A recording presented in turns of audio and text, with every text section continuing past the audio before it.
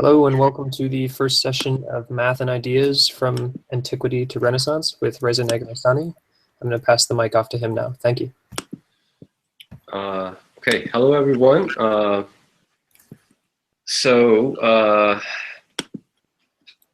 We are going to slowly start our class, our first session. Today I'm going a little bit on the introductory side, start to introduce some of what we are going to do and how we are going to approach some of the stuff. So I think the best thing would be just give you a very brief rundown of what the course is going to be about.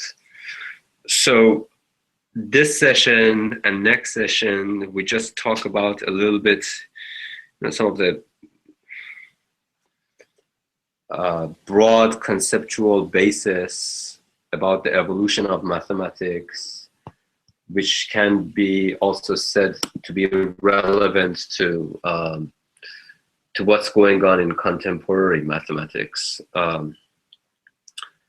Then from the third session, we are going to start looking at very basic, but nevertheless important examples. And these examples, each session is going to highlight a specific pair of concepts fundamental to mathematical thinking. So I'm going to present at least a dozen of, basically it depends on how we can move forward. Give you some of what I would think are fundamental conceptual problems in the entire history of mathematics.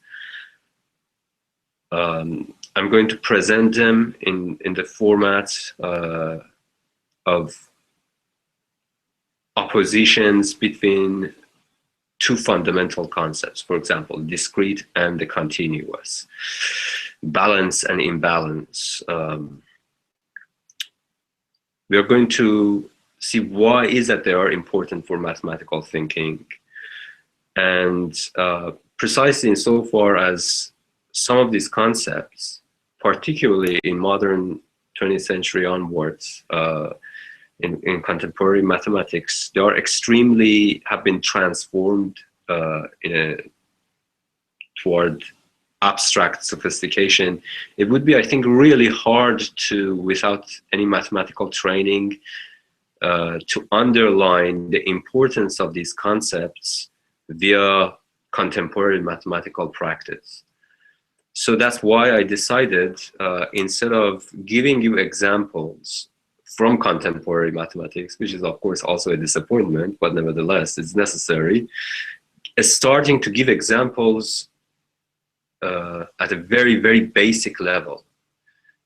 So the kind of examples that I'm going to provide extend from what you might call the dawn of civilization, human civilization, from early antiquity to late Renaissance. As I said, precisely because as we move forward, we know why is that. I particularly emphasize this period, precisely because while mathematics is formal discipline, even not in the sense of formalism that today we understand, but nevertheless, you have a minimal formalism. But there is also an intuitive mode of presentation that involves in the kind of mathematics that's going on in this time period, that is extremely accessible, that we still can, regardless of our background, we can still look into it and we can see what's going on. It's not fully foreclosed to the layman. And another reason is that throughout this period, particularly not from early antiquity, end of antiquity to the late Renaissance, there is a dominance of analytical geometry. And analytical geometry, as we will move forward introducing Euclid's elements and stuff, it has a very intuitive, diagrammatic representation of the mathematical universe. By intuitive, I mean it both in a common sense intuition, but also more specifically in the Kantian sense of intuition, in the sense that it involves with what you might call diagrammatic reasoning, with visual notations. So it's very easy to track the manipulation of symbols, the manipulation of a theorem, or how you solve a problem by way of a method that in one way or another has pictorial representation. So that's one. So basically this is the framework for this course. As I mentioned, the two first sessions are going to be just broad discussion about the origin of mathematical thinking and a rather broad understanding of if really this is where the mathematics is coming from, or at least we think mathematics is coming from, then given these conditions, given these forms of abstractions or cognitive technologies that mathematics deals with, then what would be the future of mathematics?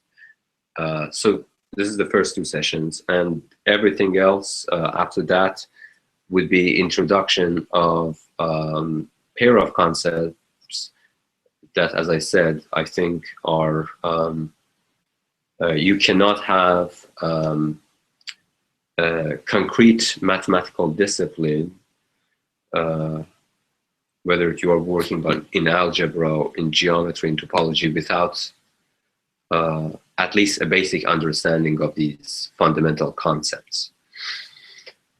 So,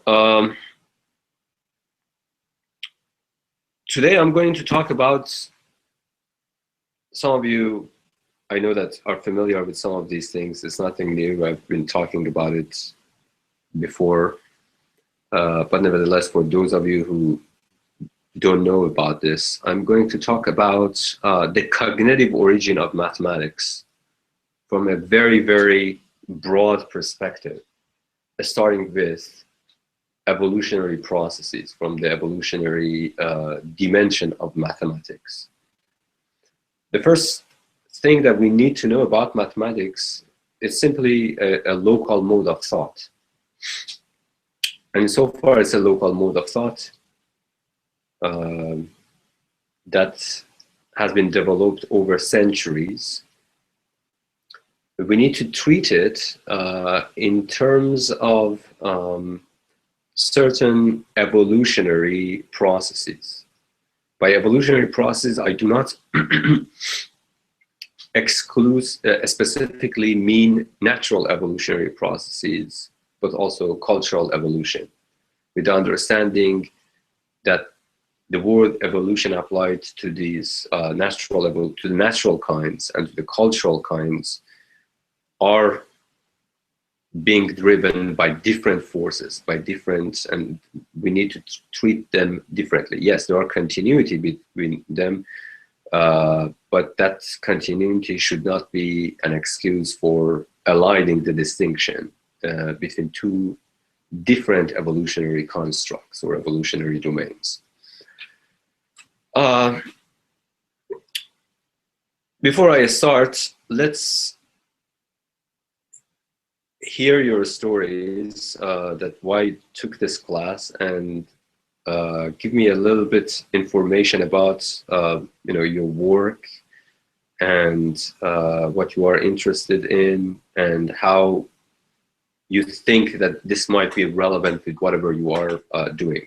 Because precisely, I try to, as we move forward, I try to customize this entire course in a way that at least it can address different aspects of your projects and your domain of research.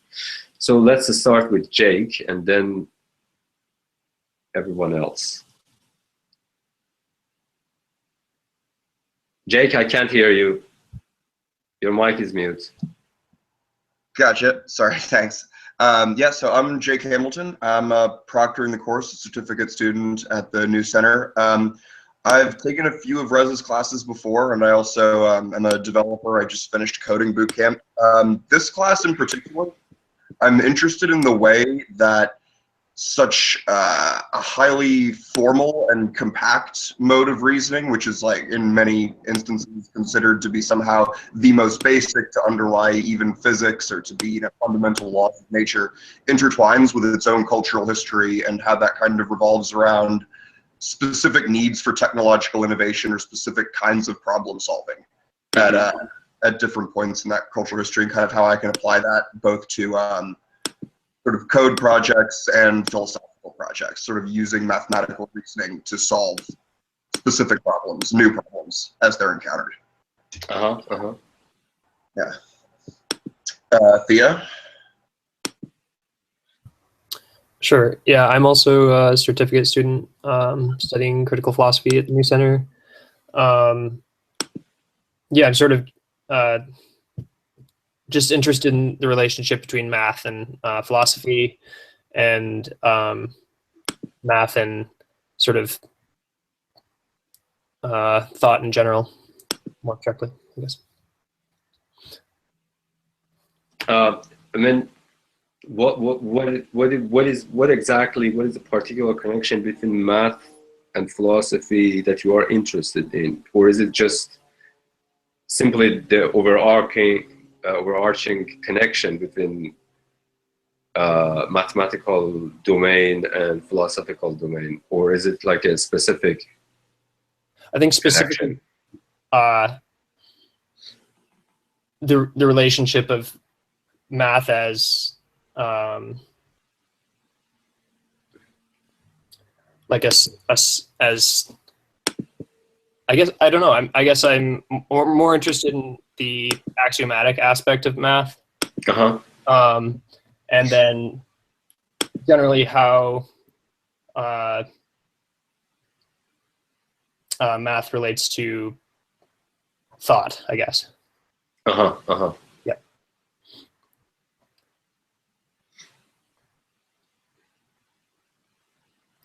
Does Bryn want to go next?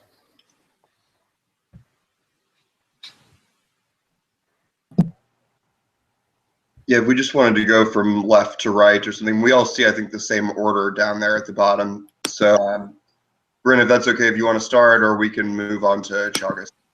Yes, I mean, you guys go ahead. I'm listening.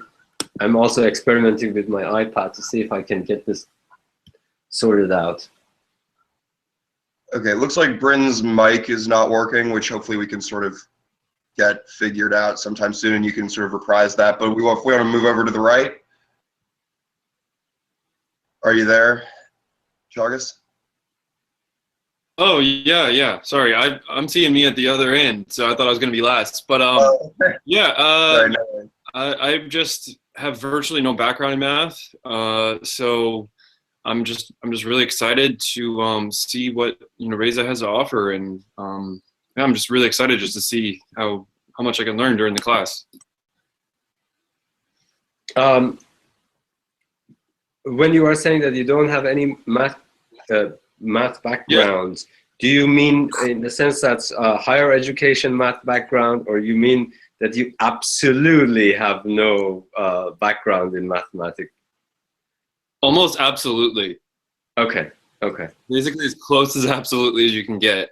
Although I am really wanting to learn about the different perspective, and I'm extremely excited. Yeah, but I'm not I have no higher education, and yeah. Okay. Excellent, excellent. Thank you very much. Christian, do you want to go next? Sure, I can go next. For me, I guess I'm interested in definitely like the long-term, like the long-term, big-time point where math develops over long periods of time and produces long-term structural changes as it proliferates the modes of producing knowledge and information. But as far as my project specifically, I'm interested in artificial intelligence, economics in the long run, and I'm just now getting my feet wet. And also, I'm interested in like diversifying web protocols and like hopefully making alternative social media and alternative, basically a post-internet. Okay, interesting, excellent.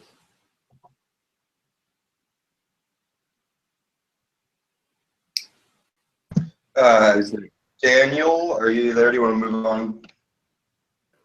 Sure, sure. I'm sorry, I couldn't see. The order's a bit different, I think, depending on. Yeah, no worries.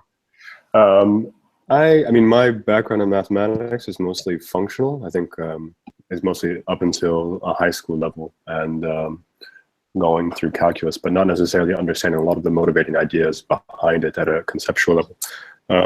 So I think from that perspective, I'd like something that's going to be dealing with this cross-section of philosophy and mathematics a bit more clearly, foregrounding the ideas even at a very rudimentary level, kind of like the etiological development of math. And I don't know, I mean, I think what I want to do with it, I'm not quite sure yet. I don't know, understand necessarily the practical application.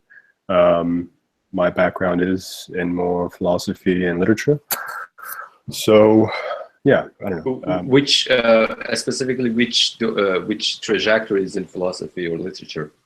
It's a bit scattered. It's a bit piecemeal. In literature, I've done comparative literature studies, so different national literatures, with 20th century poetry thoughts. I mean, with some of the mathematics stuff, I know I can kind of understand why Badiou might come up with set theory and some of the infinitesimal calculus with Deleuze, but I don't understand that in its complexity anyway. Or even when I read something like Zalamea, I don't understand where this is coming from, or some of the motivating ideas behind it. Sure, sure. So I'm looking at this as something that's going to give me, hopefully, the ability to deal with some applications of mathematics in contemporary philosophy more so. Sure, sure. Excellent. Thank you. Mm-hmm.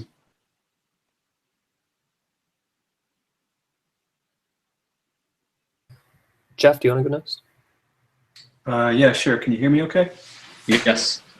Okay. I'm a painter. I'm an abstract painter. And I've used math over the past 15 years to attempt to kind of disrupt compositional norms, especially my own compositional norms, to try to push something into kind of other realm and push past what I think of in abstraction as a kind of will to power.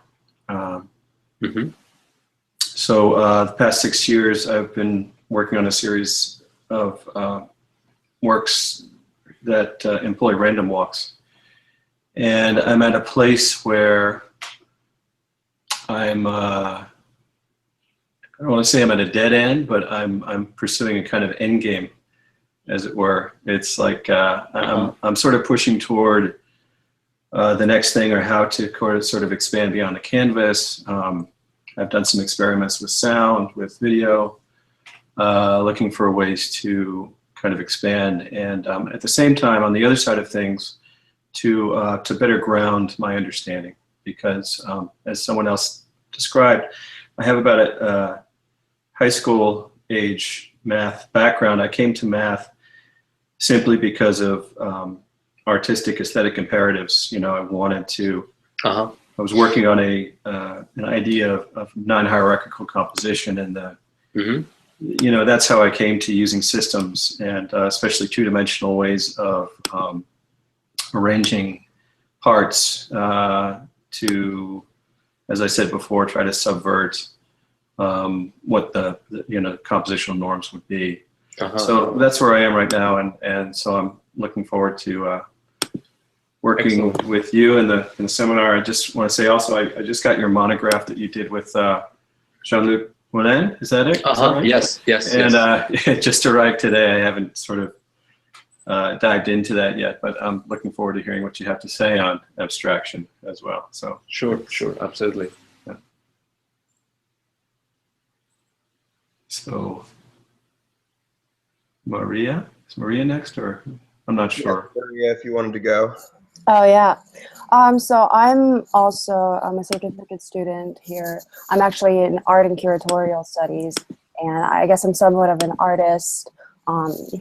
Not sure how this like math direction would explicitly benefit what I'm doing, but I've been inspired to go further in this direction in like method and math and like scientific method from reading Deleuze's writing on Leibniz, and also just digging into William Wimsatt right now.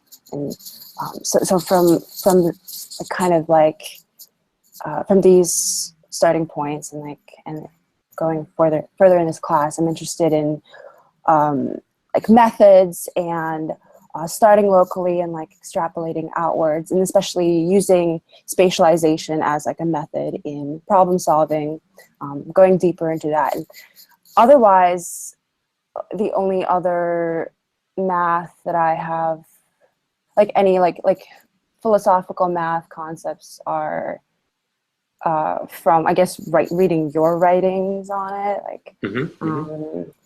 And yeah, I'm really interested in, really excited about going further with this. Yeah.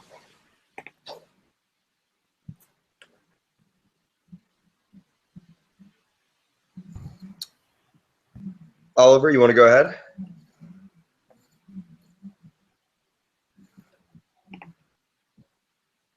Hello. Yeah. Hi. I have my camera. Okay. Yeah, I'm Oliver. I have a background in continental philosophy. Currently, I'm not doing very much, and I don't intend on using this course practically in any sort of concerted aspect, like for business or whatnot. Actually, I'm kind of interested in the way mathematics can impact on the way I sleep, but that's just crazy because my sleeping isn't very good. But yeah, I think maths has a lot to do with. I mean, when I was younger, I used to have a lot of mathematical dreams, and I would wake up and and write lots of theorems onto paper for hours and hours, and then go back to sleep. And I found that my sleep was sort of deeper at that point. But apart from that, I'm mainly studying reading Ernst Bloch right now, but I mean that's not something special for me. I go through a lot of different books and whatnot, but yeah, I'm really interested in basically comparing the way that and seeing the way that maths can relate to practical functions, physiognomy. If that's too much of a stretch, I'm not sure. But Interesting. I suppose evolutionary maths has something, the history of maths has something to contribute there. Excellent, thank you. Cool. Omar, in the arbitrary listing I have in front of me, that would be you up next.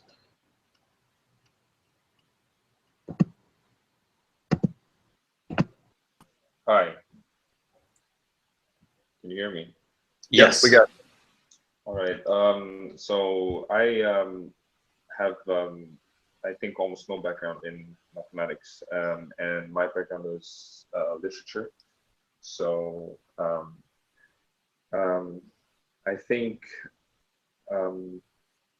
as far as what I can say now, maybe the application of mathematical thought in financial systems and music, that would be where I could maybe build upon what I learned from this course. But as we go on, perhaps my interests will further develop. Interesting.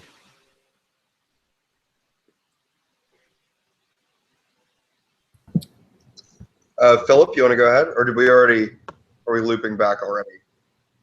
Sure. I'm a writer. My background is in comparative literature, French, Latin American, classical Greek, English, and American. I've recently kind of rediscovered my love for mathematics, which has been dormant for about 40 years. I did, years ago, go up through number theory and linear algebra, mostly on my own, as I was doing things like acting at the time.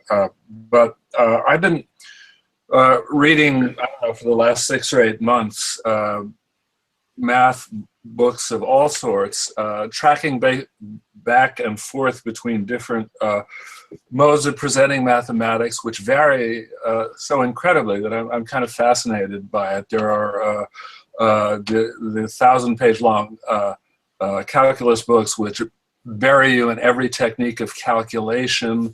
On the other side, they're the overly logicized, to me, Bourbaki books, where everything is presented in the language of text theory, so it's nothing but a set theory, nothing but symbols, which kind of bores me after a while.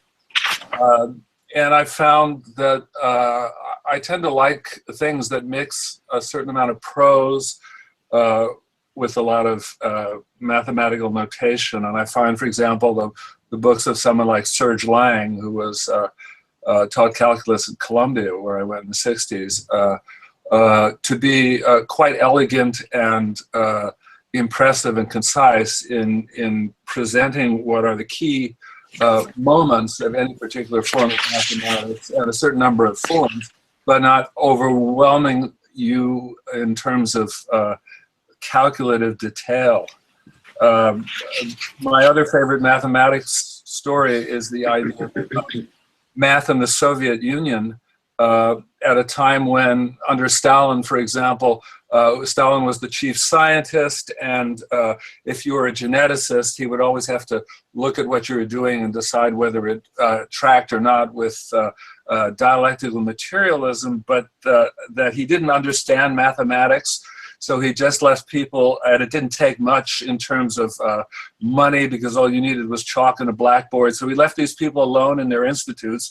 And when the Soviet Union fell, there was such a renaissance of Russian mathematicians who were immediately gobbled up all around the world at places like Princeton, right away from Gelfand on, that it's just wonderful that one can develop all that when left alone, and what kind of castles in the air on the blackboard one can develop. And the last thing I'll say, I realize I've gone on too long here, is I intend to kind of incorporate my new feel and love for mathematics into a book I'm writing called Valparaiso, which is based on my time in Chile in 1973 during the overthrow of Allende, before and after, where I was trapped in a hotel for about 10 days with other wanderers from around the world. And we fell into this kind of classical literary trope, the Spanish Inn or the Decameron situation,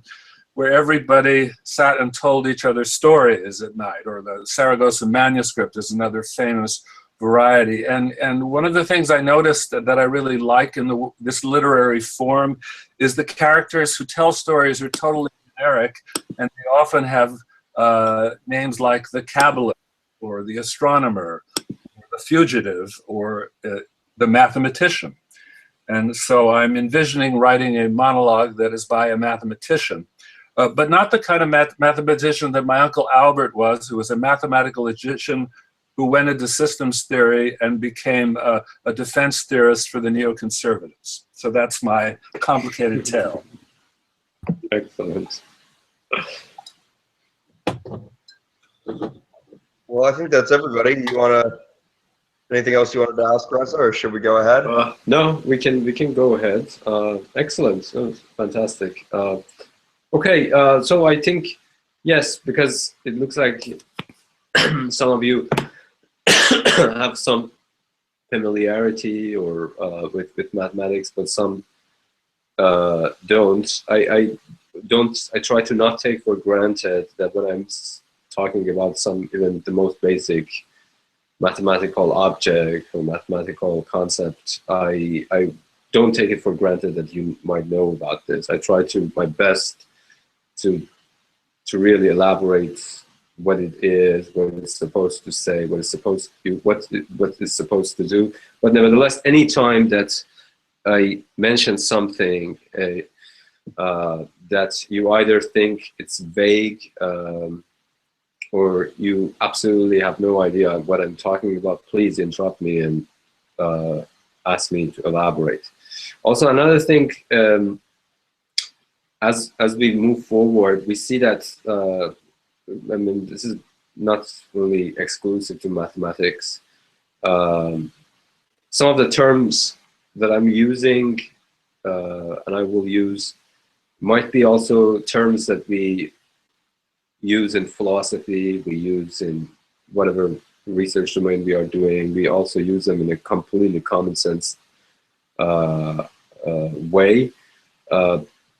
Those are, I think, the most dangerous one, precisely because if I don't elaborate exactly the mathematical definition of these concepts or these terms, it would be kind of, create some sort of cognitive dissonance for you, in the sense that, for example, a good example of this would be, I don't know, the concept of balance and imbalance. That, for example, in ordinary life, we have very, kind of intuitive understanding of what these terms might mean.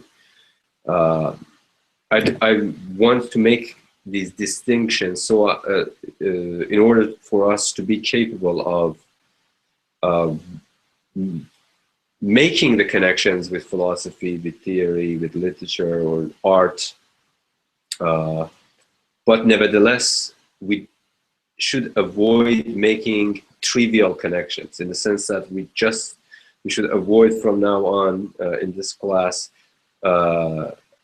try to, whenever we hear a word or a concept that we might apply it in philosophy or theory, we should be suspicious that what mathematics means by this concept might be thoroughly, not essentially though, but most of the times, might be thoroughly different from what we mean it in philosophy.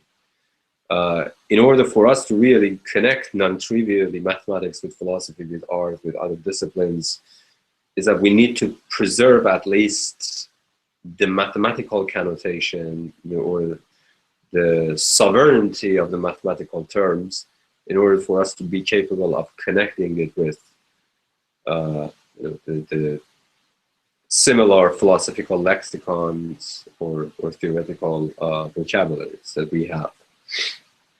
That's one thing. Another thing would be, as I said, from the third session, we start to look at very rudimentary mathematical problems, just examples. And the first session that we are going to work on something that actually is a mathematical problem rather than just a conceptual basis would be just like something like division and multiplication.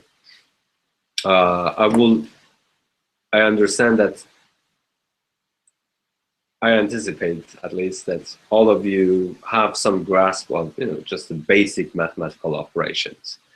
But insofar as the kind of examples that I'm going to present, while they are fitting in this criterion, they nevertheless involve something more.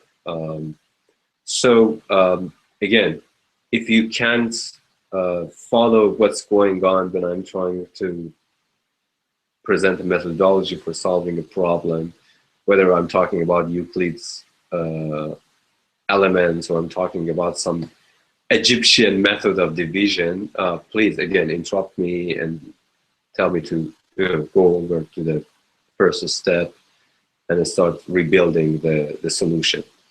And also, it would be great, instead of, for the first few sessions, instead of like trying to read stuff, like do some light homework. And let's not even thinking about that. You don't need to try hard to come up with the right solution, but simply just engaging with a mathematical problem through a certain methodology that we have been reviewing in the class, that I think really helps, precisely because no matter how much we try to conceptualize about mathematics, doing mathematics is an extremely different thing, even at the most basic level. I mean, that activity is like writing. No matter how much you philosophically think about certain arguments or thoughts, as soon as you exteriorize it, putting it in writing, things start to become more complicated. You see the connections, how the connections are emerging, where the flaws are, so on and so forth. The same thing about mathematics, and even more so. So, like some sort of light homeworks would be great, I think, for this class. I try to keep them to the most basic, rudimentary level. So, I think that's enough in terms of what we are going to do and possible scenarios that might arise throughout the class. So today I'm going to, as I said, I'm going to talk about the evolution of mathematical thinking. I think we can start to think about the origin of mathematics without some sort of cosmological story. I think we can flash back to at least 542 billion years ago. The time frame is Cambrian explosion. It's an evolutionary epoch in which the complexification of life starts to happen. During this time frame, one of the most specific things that happens in organism is the evolution of the nervous system.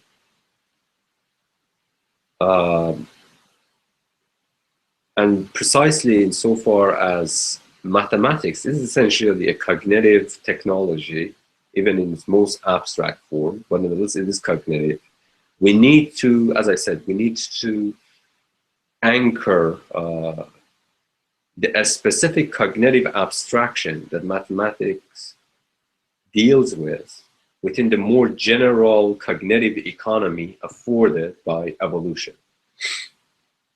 At its most basic scaffolding level, this evolution is an evolutionary epoch starting around the Cambrian explosion, almost 542 billion years ago.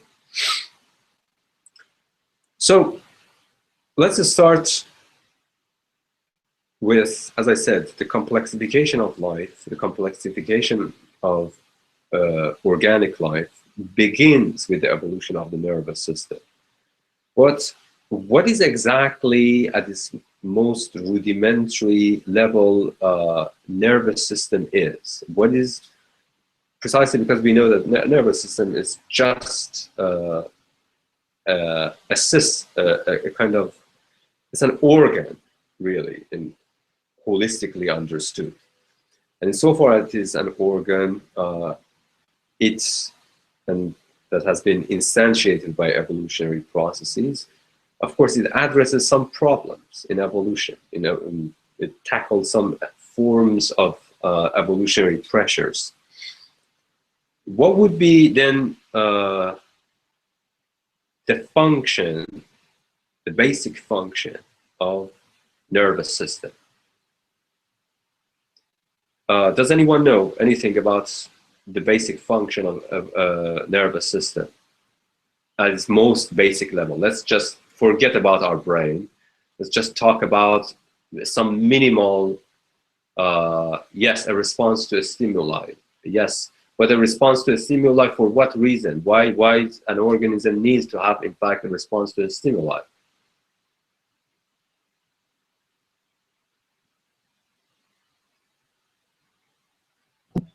To correlate its behavior with an environment or with its environment, so like to enable environmental correlations.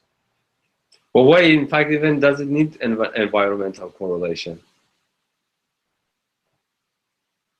What makes nervous system, in fact, to address this problem of correlation?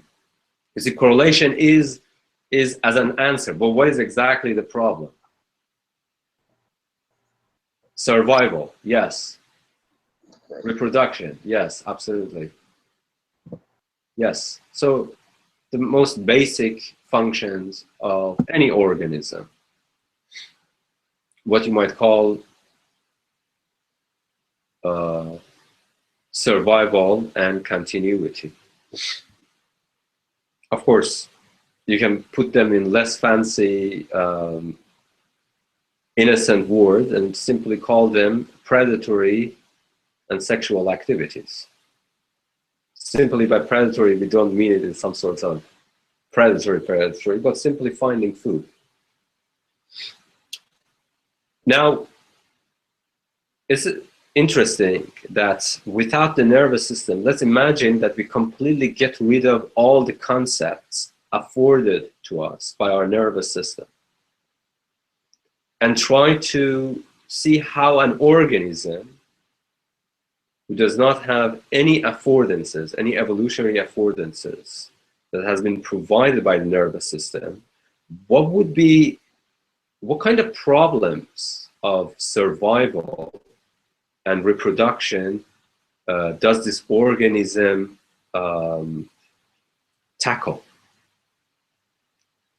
Precisely, if you do not have nervous system, the first thing that happens to an organism is that it does not have a sense of a space. It does not have a sense of a self. These are all capacities afforded by highly complex nervous systems. So we can't really attribute them to a time where nervous system in its most basic structure is evolving. If survival, if predatory and sexual activities are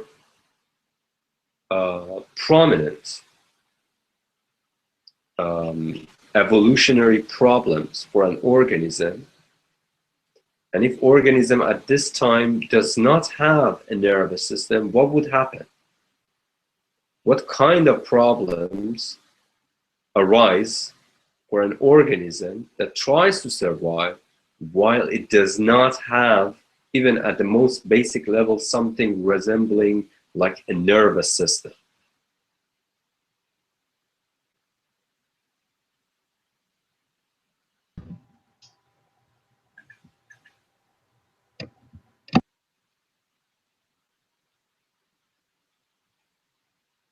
Any answer? Any thoughts? Well, distant regions can't coordinate. Like it's a very literal sense of space, in the sense that no piece of like a multicellular organism without a nervous system can communicate its position. Communication can only happen via diffusion in all directions and at a constant rate. Yes, I mean, yes, absolutely. In a nutshell,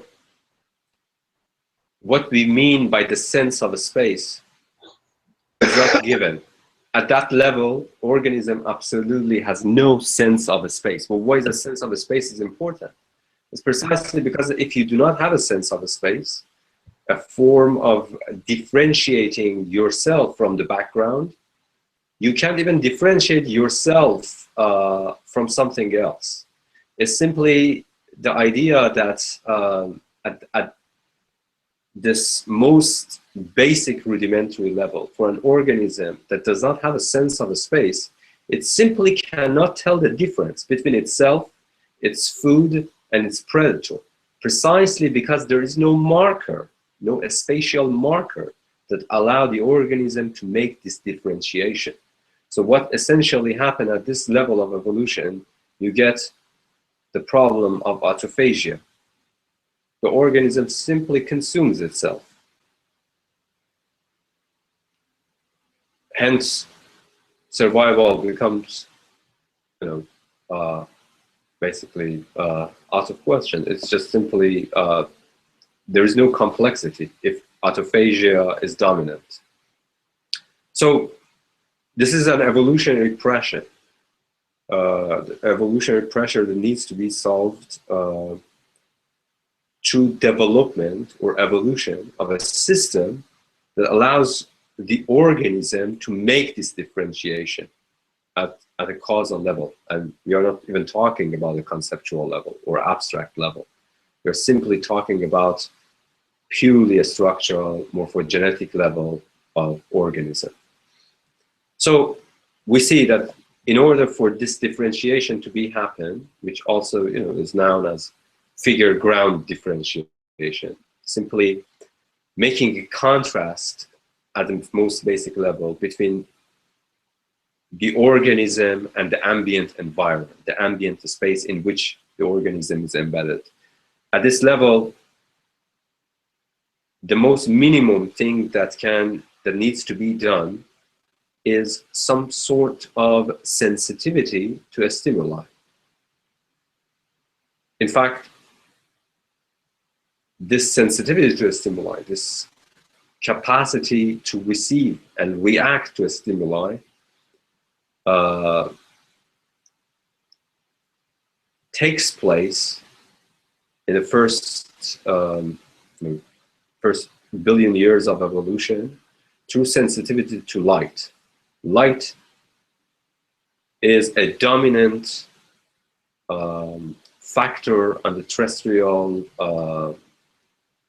horizon. So evolution, we know that evolution tends to work with the most dominant, basically, parameters. Light, gravity, so on and so forth. So the first instances of sensitivity to a stimuli that are required for the figure ground differentiation, and hence development of what we might call a sense, a rudimentary sense of a space, happens through sensitivity to light. And this sensitivity to light that then you see throughout the course of evolution, it simply becomes a form of entrenched zone for evolution of ocular system, the eye. As I said, another prevalent and dominant parameter in the terrestrial evolution of organisms is gravity. There is no organism in this planet that does not have a sense of gravity. But what would be then,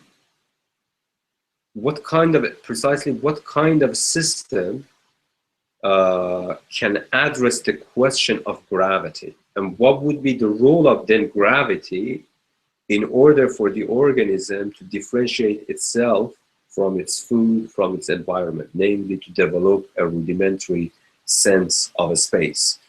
I mean, in terms of light, it is very intuitive to think about how light or response, reactive response to light stimuli can allow an organism to make a contrast between itself and the ambient environment.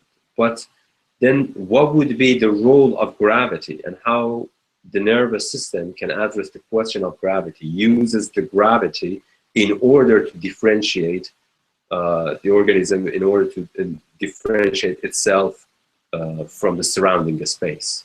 Does anyone know what kind of part of the nervous system address the question of gravity, and how it precisely is instrumental for any organism to make this kind of develop this rudimentary sense of a space, to differentiate itself from the surrounding ambient space?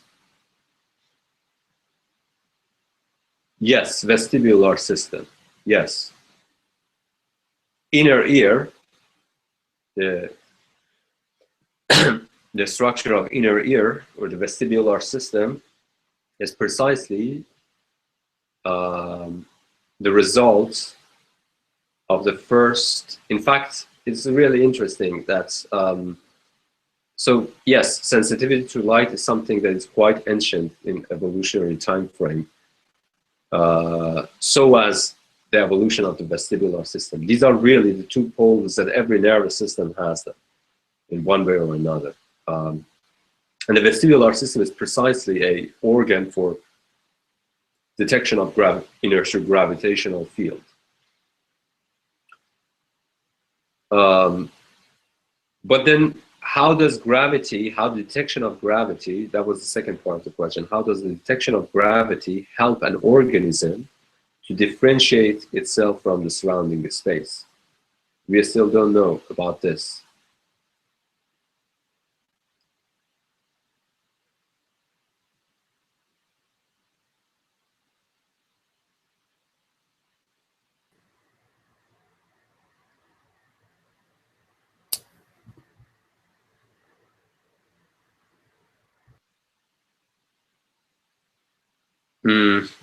No, not those answers.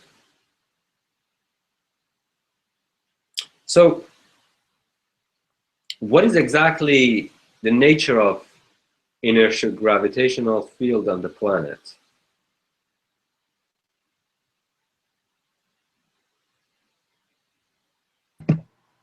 Downness. It tells you where the surface is. Yes, but then what would be the role of inertia in this? Oh, we don't know anything about law yet, because let's abstract away anything that is conceptual about the nature of the evolution. We're just simply talking at the very causal structural level of organisms.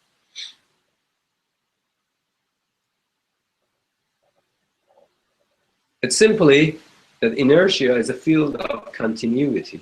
Something that is an inertial trajectory will remain on the same path if it is left alone, if you do not interfere with the process.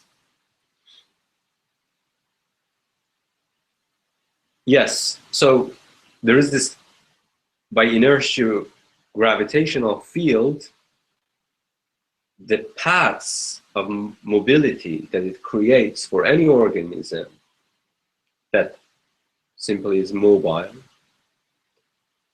is that it creates what you might call, I will define this in a very physical sense, a geodetic trajectory, a geodetic path. What is exactly a geodetic path? A geodetic path is the shortest path, usually a curvature, that corresponds with something in physics is called Lagrangian optimality. Lagrangian optimality means that it consumes, roughly speaking, it consumes the least amount of energy. A projectile that travels across a geodetic path, a curvature, is moving in that direction precisely because it requires the least amount of energy. I'm sorry, could you possibly type those two words in the text box? Geodetic, like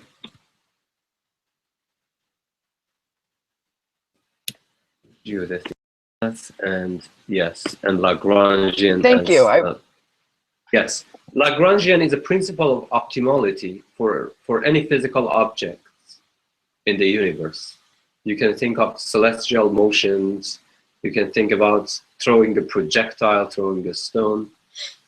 They always travels along a geodetic path, the shortest path, and its correlation with energy conservation.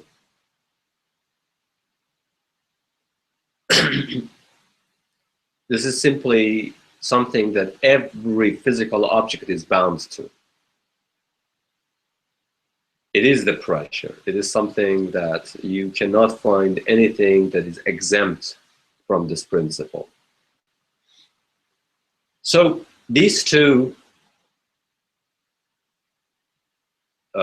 reaction to gravity and reaction to light on the Earth's biosphere are two most dominant instruments that can be integrated with one another and create a rudimentary sense of a space. Simply a capacity, insofar as as I said, the sense of the space is not given for any organism. The sense of a space, this idea that an organism can simply differentiate itself from its background, is not something that is given to an organism. It's something that is being developed and hence needs to be understood in terms of an evolutionary afforded capacity. This sense of a space is what you might call the first gesture, the first evolutionary affordance of mathematical thinking. And this is fully embedded in the evolution of the nervous system. Now, let's talk about how is it really, how can we talk about this rudimentary sense of a space, which, as I said, it only happens at the level of causal, at the level of the structure of the nervous system, might be connected with basic mathematical intuitions. In order to start to elaborate this connection, I think we need to approach this on two opposite directions. One, what is exactly, at its most basic level, mathematical intuition? So the question from later to earlier, from already complexly instantiated cognitive framework that affords mathematical thinking toward this rudimentary nervous evolution of nervous system. And the other direction would be talking about precisely what kind of affordances this fusion of, for example, visual signal and inertial gravitational signal affords the organism in terms of certain cognitive affordances that later on, as they become more complexified, afford something far more complex, something like what you might call ancient pre-linguistic mathematical intuitions. First, let's start from the evolution of the nervous system and move forward, and then we approach the opposite direction.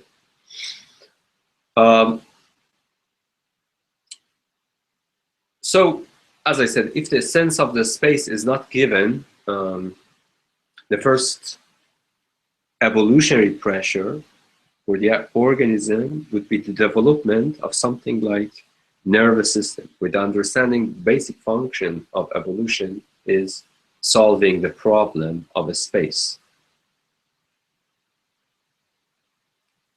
Why? Because precisely it permits, it affords the organisms to continue its functional requirements like predatory and sexual activities in the most optimal way. And hence also it undergirds the complexification of life. At this level, figure ground differentiation, organism differentiating itself from the ambient space, is a necessary element.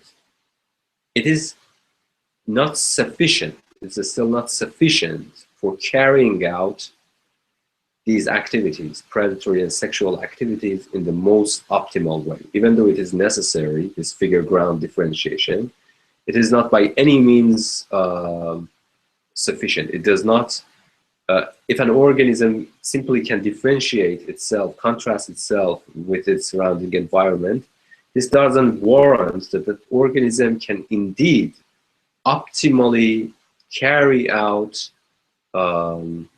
survival functions. And this is the question of, again, further complexification of the nervous system. And at this level of more complex phase of nervous system, we are dealing with a new problem. It's a problem of invariances, a spatial invariances. What are spatial invariances? Does anyone know what we mean by a spatial invariances, and why is that they are again necessary for conducting optimally basic survival functions? Is it like a certain like continuous synthetic manifold that exist within the differentiated space in the organism? Like inertia, but like it's a further development where it's not just inertia. We have like a particular object in like a differentiated space where things persist.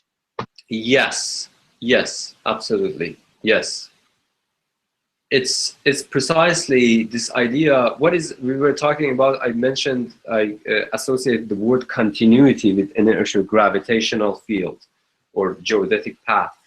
So these are just generic, what you might call physical pressures that are simply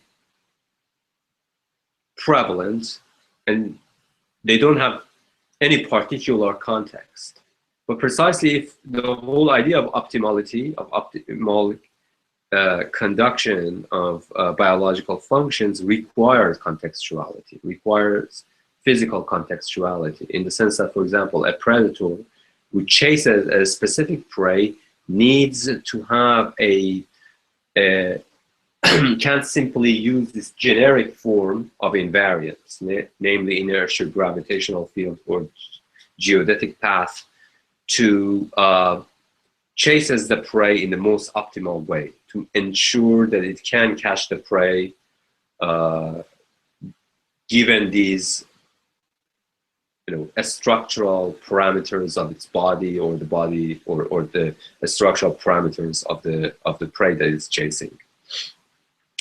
So the question of a spatial invariance is simply what you might call a proto-abstract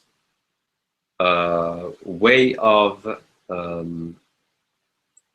seeing these geodetic structure of a space that has been afforded by response to a stimuli, through usually response to light stimuli, and detection of inertial gravitational field.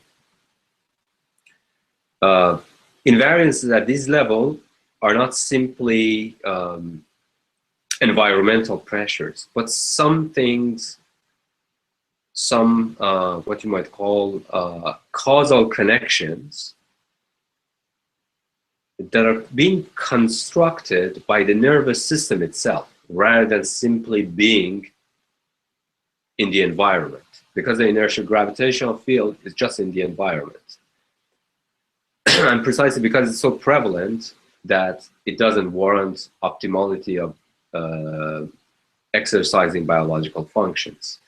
So nervous system needs to construct a specific forms of continuity, specific forms of invariances that are while being derived from these generic principles like gravity, they have something more. They have some a spatial context. They have some specific parameters. So, and what are exactly invariances? Invariances, roughly speaking, we can think about causal connections. That what we mean at this level of invariance, not conceptual invariance. Invariances are causal connections between different occurrences that can be interpreted by the nervous system as patterns or regularities. Using these regularities, a prey can escape the predator in an optimal way. The predator, again, using these constructed invariances, these causal connections that have been compressed into patterns or regularities by the nervous system, can predict, for example, the motion or the flight of a prey. So, but nevertheless, the question is that how these invariances are being constructed by the nervous system. Again, we need to look into a new problem that happens in evolution, and we are past the Cambrian explosion. We have already entered a phase in which the complexification of the nervous system has already been instantiated. We are in the phase of complexification of life on Earth. At this level, simply response to a stimuli doesn't suffice to develop more optimal navigation of environment. We need to have something in addition and above to reactive, passive response to a stimuli. Any idea of what this new components required for construction of spatial invariances might be? New components that, as I said, are not simply responses to a stimuli.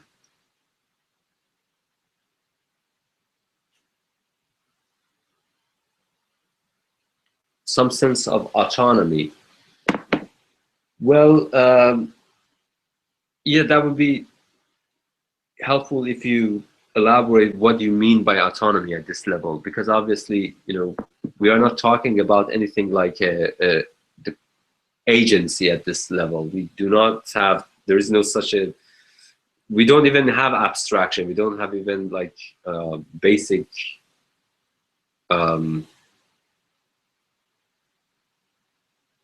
ideas of self at this level.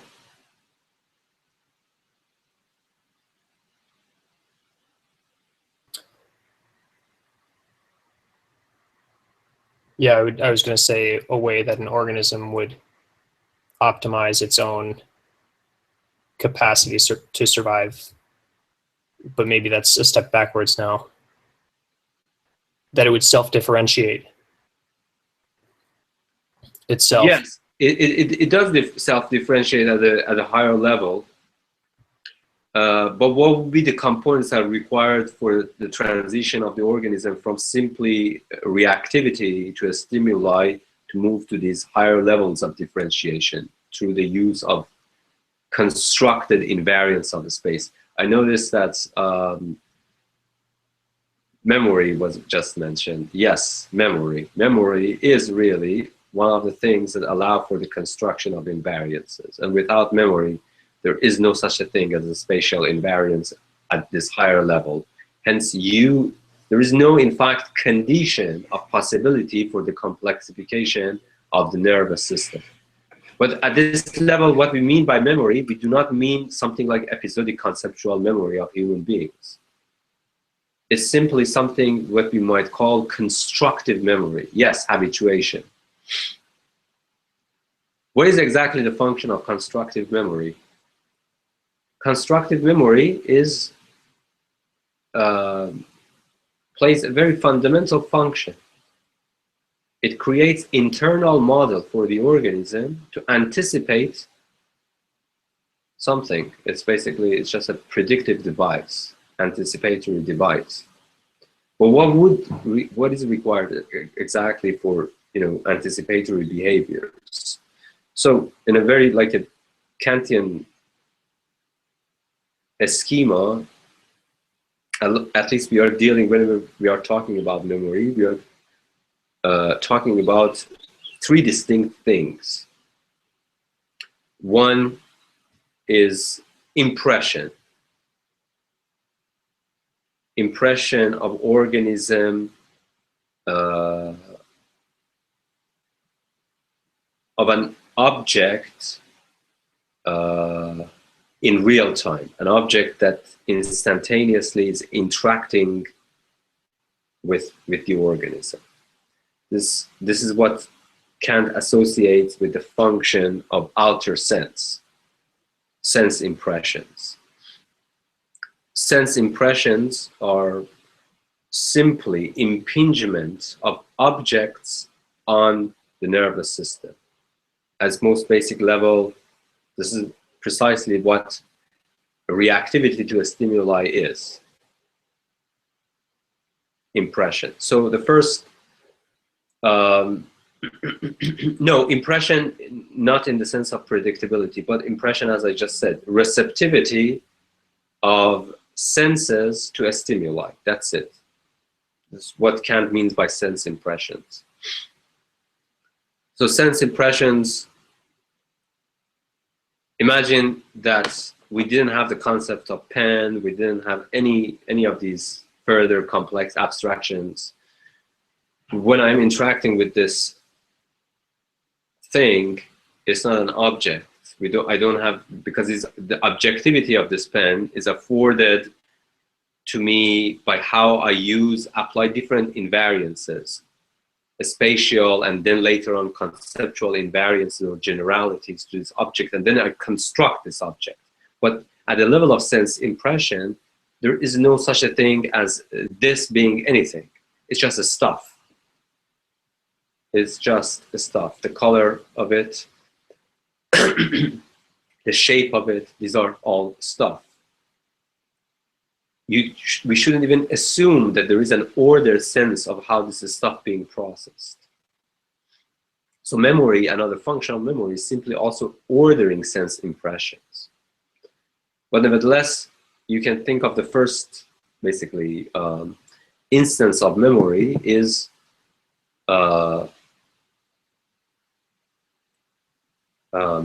recording in real time, not in a kind of a idea that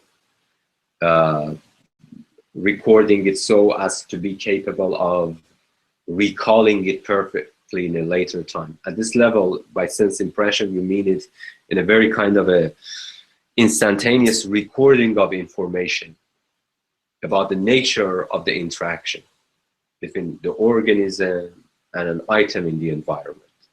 So there's a sense impression. Then at the second level, what memory does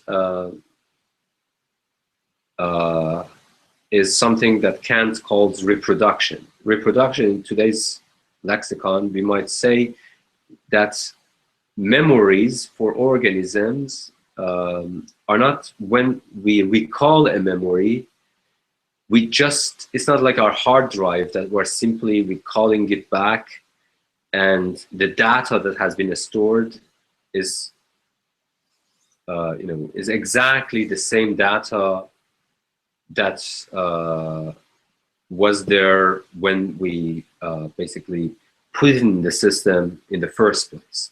No, reproduction, I mean, that's the whole idea of reproduction, changes the nature of the initially stored sense impression. And hence Kant's thesis that every impression is ultimately a reproduction. We do not have access to our sense impressions. Why is that? Precisely because in evolutionary sense, organism is situated in the environment. Every time that it is trying to, every time that its nervous system tries to access the initial sense impressions, the parameters of the ordering of how these sense impressions were ordered initially are being modified in accordance with how the organism is situated in its environment in real time. So this idea of situatedness, the organism being situated within active parameters of the environment, needs to be understood as something that actively modifies original stored data, original sense impressions. So this is the second element. We had the first one, impressions, the second element, reproductions. These are all there for the third element, which is the function of constructive memory, anticipation. So what is exactly anticipation? Anticipation, what you might call a representational model of an anticipated action. Imagine that, for example, a predator that has engaged with some other organism. The first instance, real-time, the information regarding some of the characteristics of the organisms, you can think of them as sense impressions. But precisely because if, for example, if this organism that the predator shows interest in, this encounter is being repeated a couple of times, every time this or initial information regarding the characteristics of the prey are being updated by the situation in which the predator encounters the prey, by the parameters of the situation, you know, in terms of spatial orientations, in terms of you know, different visual field, in terms of, you know, the basically temperature, so on and so forth, depending on the structural complexity of the predator. As these informations are being modified, so you see that as a time, and of course the encounter is being repeated, then you see that from our outside perspective, not from the perspective of the predator, we see that we can think about these different variations of the same encounter. All of these encounters have some specific parameters that have in common, but they also are different. So this is the function of the constructive memory, to single out what is common, what is invariant, what is unchanging between these different instances of reproduction, between these different instances of encountering a specific organism. This is the function of constructive memory, singling out invariances between different variations of reproductions, memories, initial memories that have been modified in accordance with the situation. Why is that these invariances are being singled out? Precisely because they are being singled out in order to create a predictive model, a forecasting model, an anticipatory model that can forecast, use as a generalized framework in order to forecast the encounter with this particular organism, this prey, regardless of the context in which the predator is situated, simply context independency of interaction with an item, interaction with prey. Precisely because if you have an invariant model that represents the characteristics of the prey and how you are interacting with it, the memory can use this, the system can use this model, this representational internal model, in order to forecast how you can optimally chase a prey and what would be the consequences of your action in the environment. For example, as you run or chase the prey, what would be the reaction of the prey? What would be the possibilities, statistical possibilities of the prey moving in that direction, assuming this orientation, whether it's going to attack you, so on and so forth. So there are all these, as I said, these are all these parameters that are being compressed in these causal invariances, these representational models. And the function of the constructive memory is, as I said, is the construction of precisely these invariances necessary for forecasting, necessary for anticipated action in the environment, the consequences of an anticipated action in the environment. In fact, if you do not have this function of the memory, if you do not have constructive memory, there wouldn't be anything remotely similar to what we may call action. Actions are the results of constructive memory. Any questions on this? Do you need any clarification on this front? That how actions are correlated necessarily with the function of constructive memory, without which there wouldn't be any action, any form of action, even the most basic level.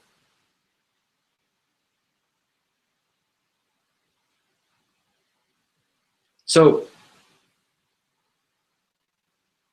this is the first role of memory in constructing causal invariances that can be utilized as internal representations for the agent, the purpose of which is the creation or anticipation of the consequences of action in the environment. The second role of memory is something that Freud had already talked about in his early books. Memory hasn't been there to remember, really. It's a very constructive memory, or organic memory is very different from the function of a hard drive memory. Memory, rather than remembering, it forgets. But why is that forgetting is necessary for the function of memory? What role does it play in optimality of action for organism? What does forgetting do?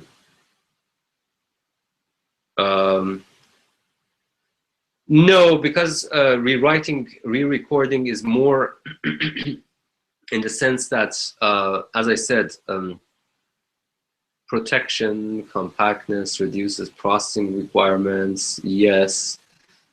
Reduction of variances, yes. Yes, reduction of variances, yes. So forgetting is a form of reducing variations, compressing further the invariance, because the initial invariance that we have is still not optimal. It needs to be compressed further. You see the role of why is that memory forgets, and what is really the function of this forgetting? In order to answer this question, we need to first understand what is exactly the nature of action for the organism, the nature of anticipated action for the organism.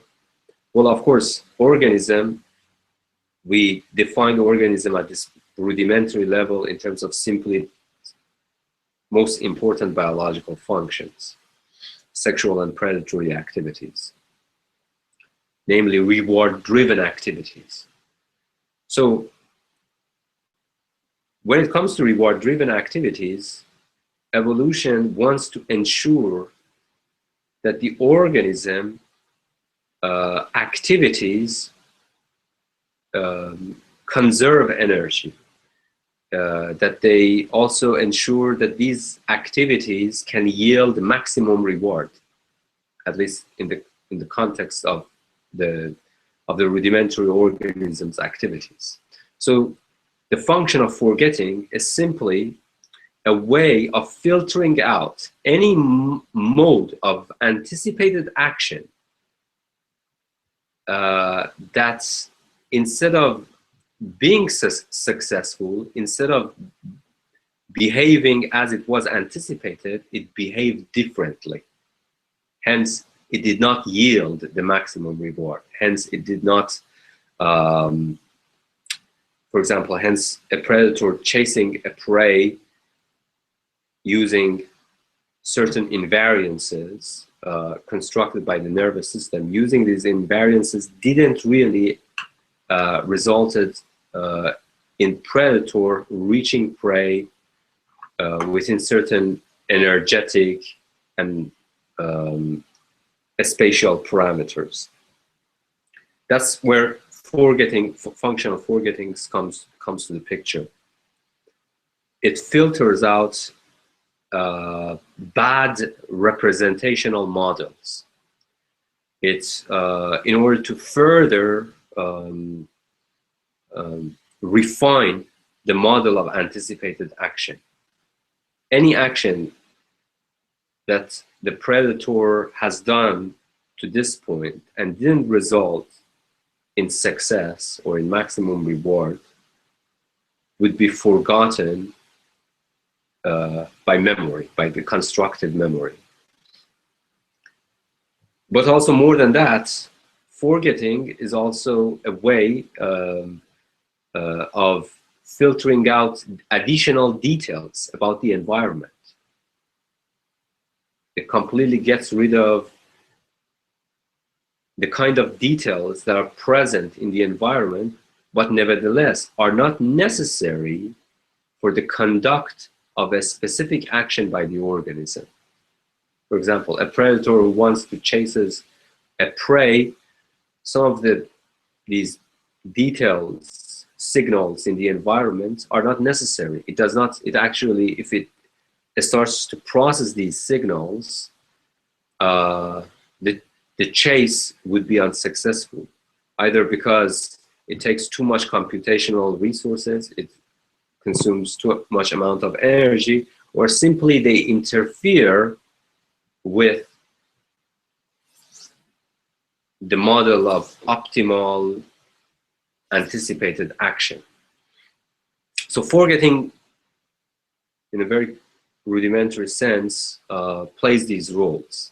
It further refines spatial invariances or causal invariances constructed by the nervous system. Now, we have already seen that the construction of a spatial causal invariances requires filtering out huge amount of information to create some representational internal model of a specific action. This is what you might call, even though I hate to say it, but you might think about it as really a proto-semantic germ, proto-linguistic, evolutionary germ of some basic condition required for the generation of the very capacity for abstraction. Because what is exactly abstraction, even at its most intuitive level? It requires compression of information. It requires singling out invariances, hence generalities. It requires subtraction of extraneous or excessive information, so on and so forth. So memory, what you might call, is a system that turns simple sense of a space, in the sense of an organism differentiating itself from the environment, it transforms it into a more complex sense of a space, a constructed sense of a space. A constructed sense of a space in the sense that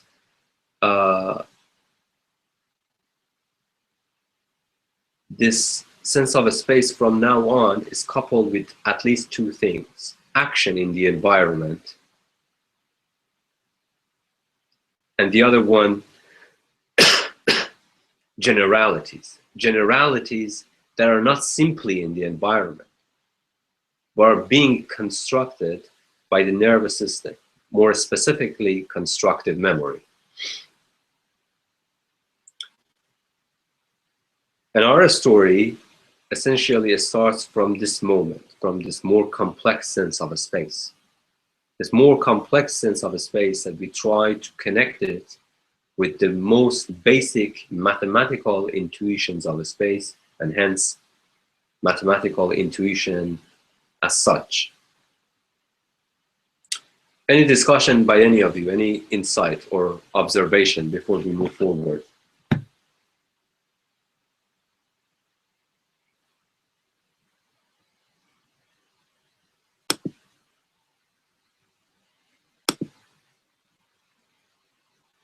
So forgetting comes after memory.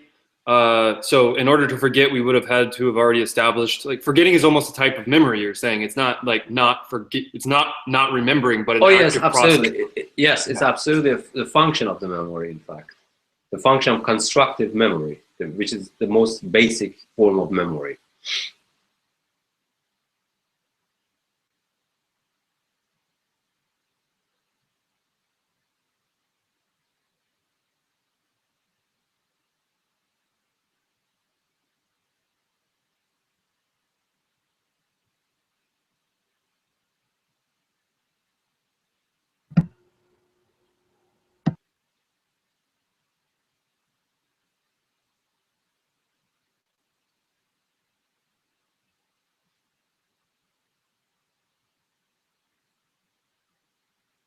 Looks like we've got a few questions in the sidebar here. Yes. No, again, at this level, we haven't even moved from sexual predatory activities, graduation from sexual predatory activities. No, we have just moved from doing these activities less optimally to doing them more optimally. And the other question, what was that? Remember the Kantian intuition of geometry? Yes, we will talk about Kantian intuition of geometry, and also the idea of refining the idea of intuition, particularly the idea of philosophical intuition and how it's linked with, for example, geometry. For example, idea that Euclid axioms are not logical axioms. In fact, so many people argue that they are not axioms, in fact. But nevertheless, they belong to a deep class of axioms that are considered to be intuitive. And what do we mean by intuitive, and how they are connected to the Kantian idea of intuition? I will talk about this, yes, in the next sessions. It's actually, something that's this idea of erotic math, what you might call, is called proto-math. There is this French, so basically there is this group in France, I think it, they founded this group, I think in early 2000s or late 90s. It's called the GEOCO, like GEO and CO. It's simply an acronym for geometry and cognition. And one of the people who is part of this group is, his name is Bernard Tessier, and Bernard Tessier wrote this essay, famous essay, it's called Proto-Mathematics. And he was one of the first people who started to look into the neuroscientific basis of mathematical thinking, particularly within this broad, overarching, evolutionary basis of nervous system and the kind of cognitive faculties that it afforded organisms with.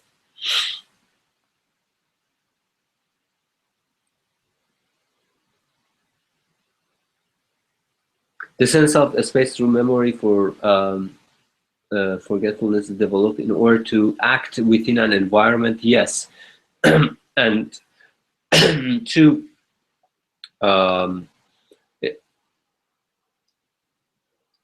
so it is really, it's just for action, it's just for optimal action. Now, optimal action requires two things. One, anticipation, the idea of how information yielded by sense impressions are being modified by reproductions of them, and how the nervous systems start to single out what is common between different modes of reproduction of an initial memory in order to create a cohesive model of anticipated action. So the sense of a space through memory, forgetfulness, is developed in order to, one, there's no one or two, in order for exercising or conducting optimal action in the environment. But conducting optimal action in the environment requires two things. One, creation of an internal anticipatory representational model for the organism, one. Two, compressing or refining this model, this invariant model. That's that forgetting function of the memory, the idea that if the action does not yield reward, needs to be forgotten, or some of the information regarding the situation in which, for example, a predator is embedded needs to be filtered out, precisely because they lead to problems. They interfere with the optimality of action, either through growing computational costs for the organism, or simply, as I said, they literally interfere with the representational anticipatory model. And a couple of times I mentioned the idea of computational cost. So does anyone know what computational cost is? And why is it's important? Basically, nervous system, absolutely, like anything, any evolutionary process, particularly nervous system, is always under another evolutionary pressure. But it's not really evolutionary pressure. It's in fact a physical pressure. It's called computational cost. Does anyone know what computational cost is? So computational cost is basically, it starts with this very rudimentary idea that, you see,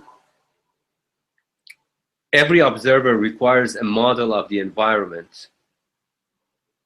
Now, as the size of this model grows, so does the computational cost. Basically, the bigger the size of this internal model, the more energy it takes for this observer or the organism to process information. So there is this direct connection between the size of the model, size of representational model, and the growing cost of observation. So if you are an organism, the growing cost of observation for you means that your metabolism will increase, you consume more food, you basically require more, stabilization processes in order to not having meltdown, so on and so forth. This is really the basic idea of computational cost. But the thing is that interesting is that as the complexity of the representational model goes up, the cost of computation of these models also grow. Hence, the pressure caused by this computational cost on the observer or on the agent becomes more of a significant problem. And depending on what is the nature of this observer or agent, it can cause basically serious problems, to the point that the agent won't be able, in fact, to observe the environment using a certain internal representational model, precisely because it's too costly in computational terms. It requires too much energy, it requires too much metabolism, so on and so forth.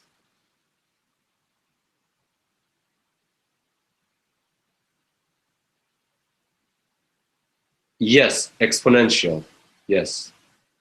And a really great person who has talked about this, I mean, two great computer scientists who have talked about computational cost, particularly, kind of in connection with evolution. His name is Paul Whitney. I don't know if I know the spelling. You need to check. It's Paul Whitney, and the other one is James Crutchfield. Crutchfield is.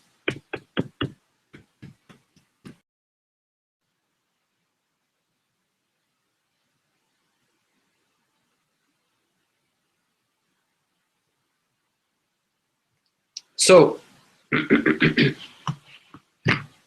this was, as I said, this was the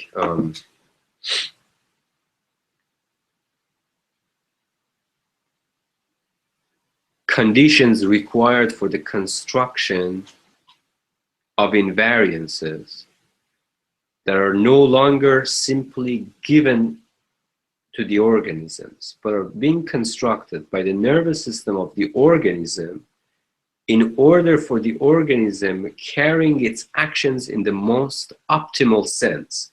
Optimal in the sense that not only it yields optimal reward, optimally yields maximum reward, but also action be context sensitive, can be done regardless of the specificities or specific parameters of the environment in which the organism is active. So, and I said that precisely because the nature of these invariances are always connected to refinement of information, to compression of information, to basically forming models that deal with generalities rather than details, that they can see these invariances, construct invariances, can be seen as what you might call proto-semantic, namely causal,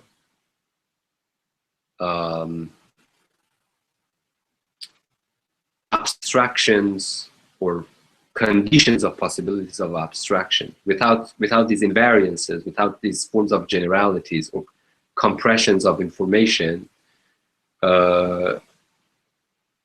you wouldn't be able to imagine any other complex form of conceptual or even representational mode of abstraction to emerge. And again, as I said, at this level of constructed invariances,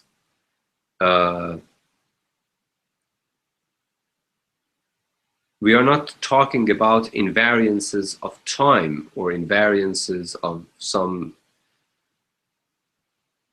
basically complex parameter, but there are at this level, at this rudimentary level of evolution, constructed invariances are directly connected with sense of a space, in the sense that they are simply complex spatial invariances. These spatial invariances, of course, are being constructed by really complex modes of information processing, fusion of different signals, manipulation and modification of memory, etc., etc.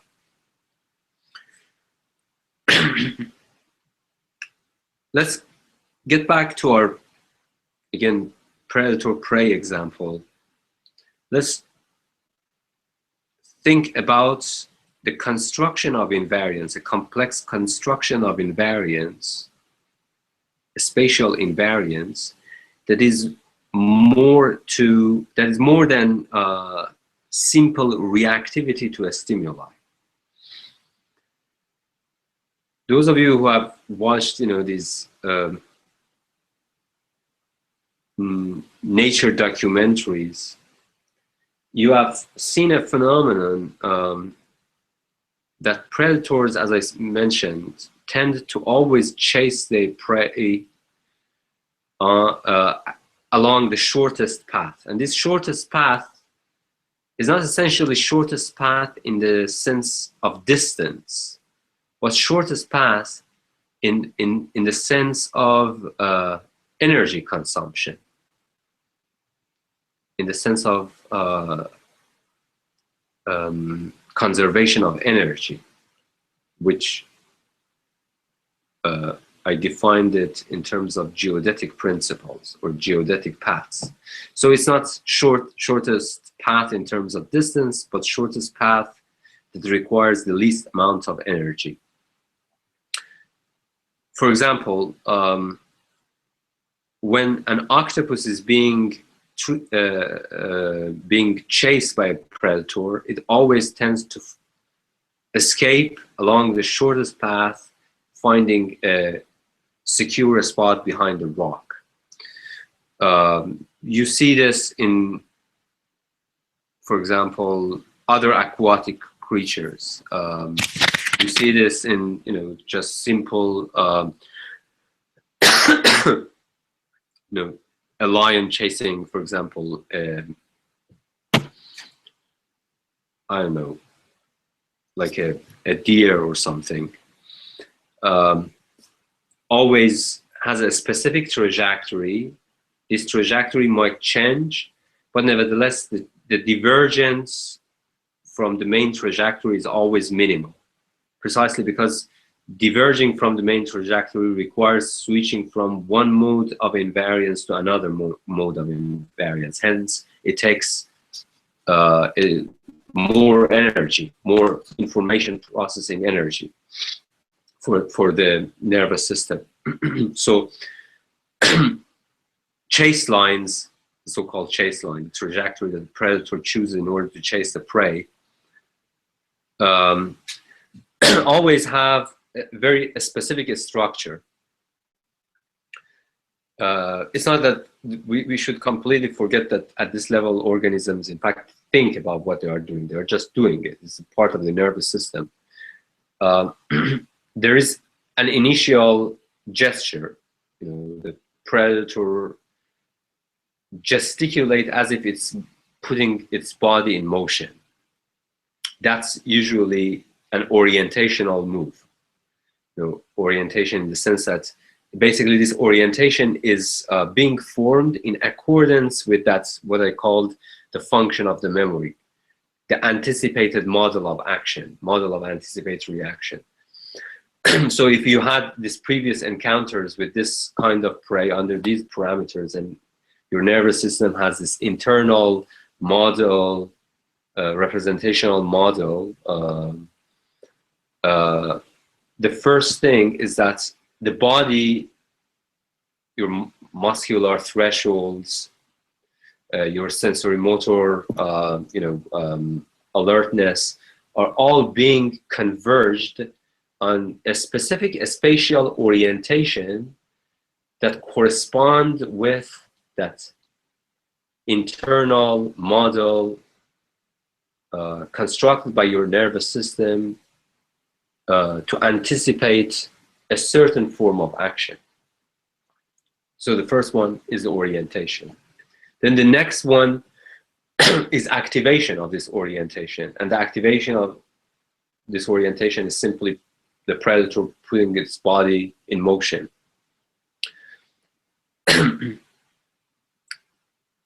Well, of course, you know, I'm filtering out so many details about how this system of activation is taking place.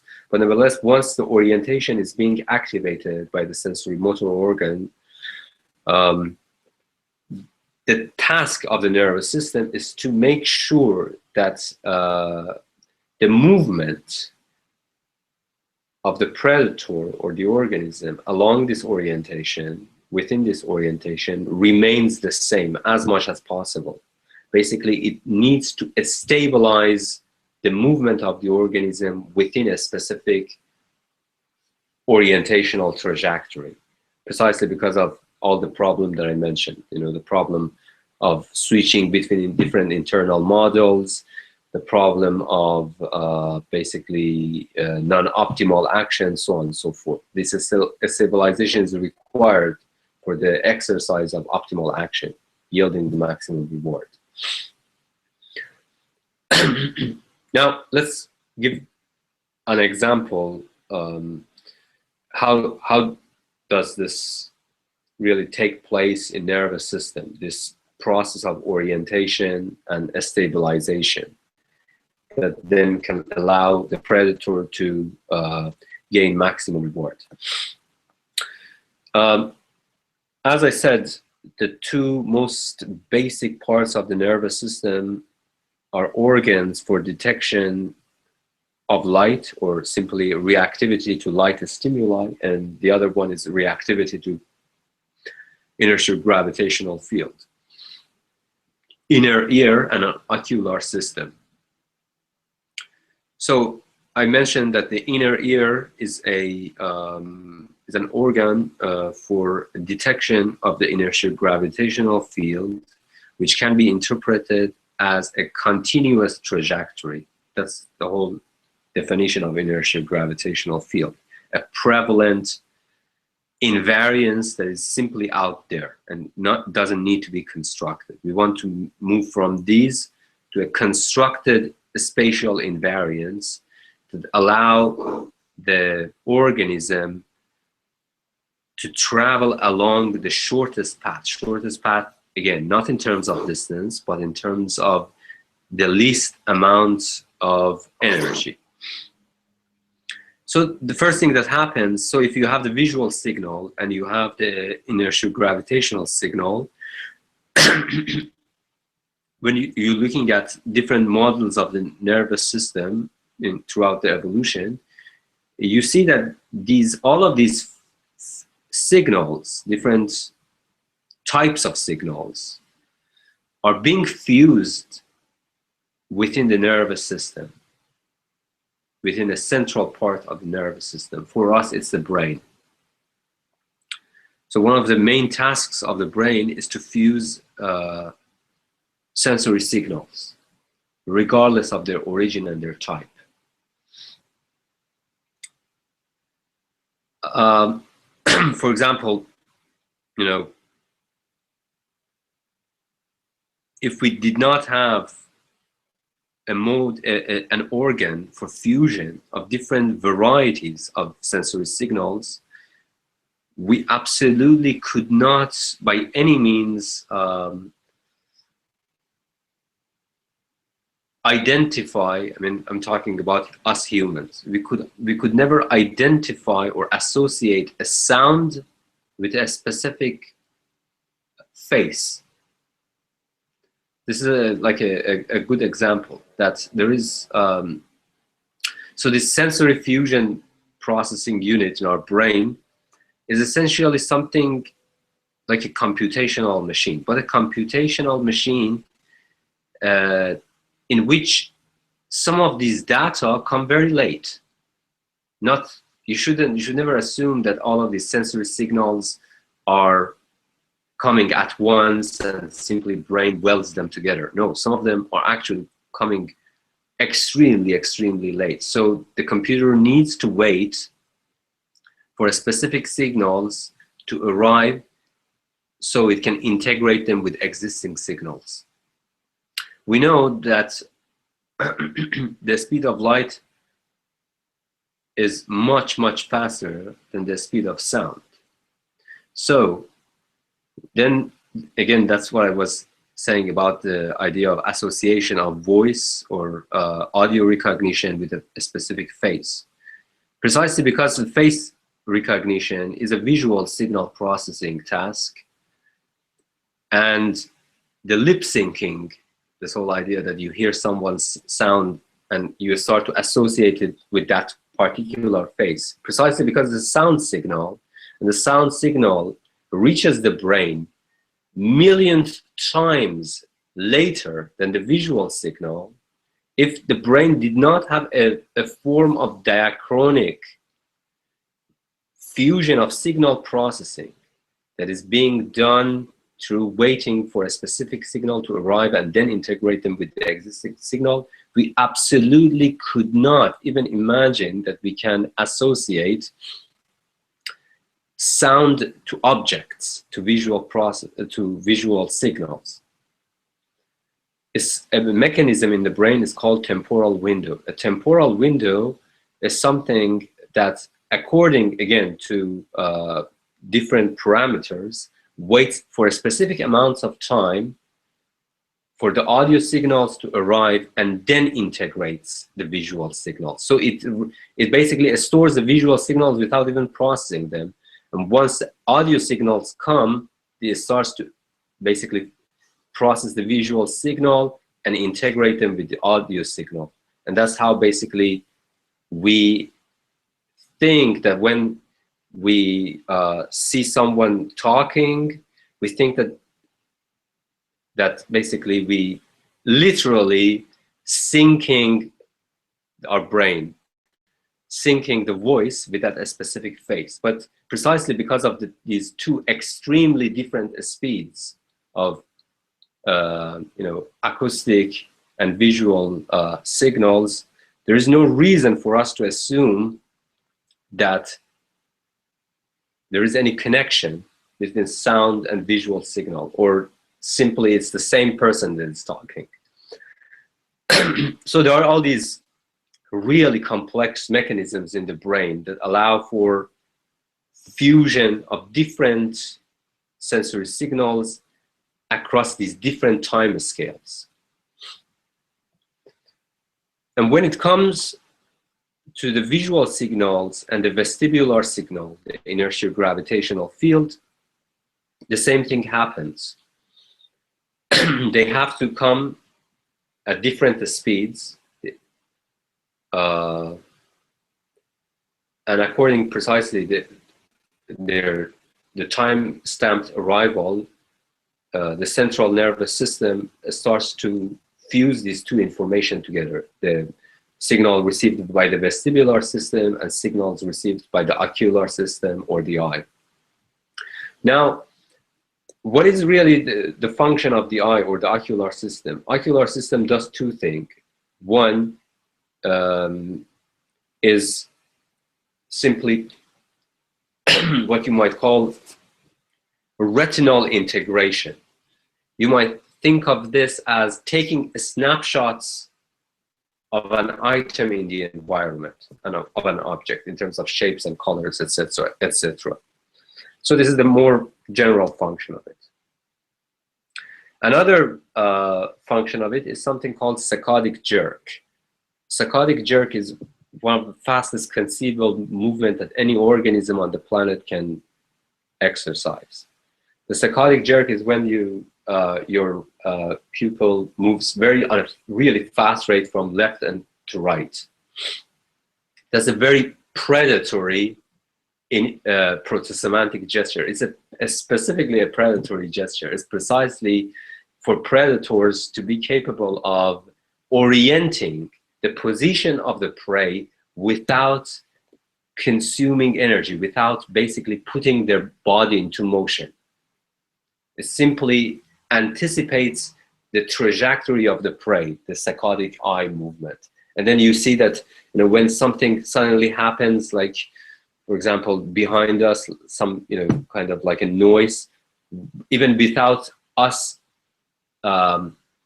moving our head, the first thing that happens is that our eyes, on a really fast speed, our pupils shift to the direction of the sound. And then the neck starts to shift.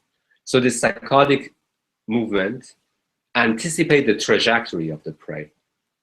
The ocular, the retinal picturing simply takes snapshots of the environment. Now, if you did not have the vestibular signal to be fused with these two forms of visual registers, you absolutely shouldn't anticipate that what you see of the environment would be a stable image. Imagine if you did not have the, and I will say that how basically this happens.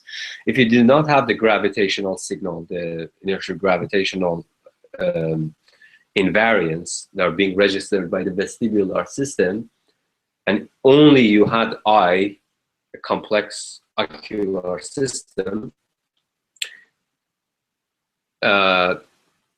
you wouldn't see, for example, a picture of a wall in front of you. You would see cracks, simply cracks, as you move your head around. This idea that we see a seamless visual picture in front of us is precisely because our visual signal is being fused and stabilized by the inertial gravitational continuity that's being provided by the vestibular system. At the level of the ocular system, without any vestibular signal processing, the picture of the world that you see would be full of cracks, would be glitchy. There is no association between one snapshot and the next retinal snapshot. Basically, you can't even have a minimal sense of trajectory for mobile object, so on and so forth. Now, the reason that this visual picture is stabilized is precisely because it's being fused with the information provided by the vestibular system, inner ear. So once they become fused in the central nervous system, what happens is that the vestibular system, precisely because it has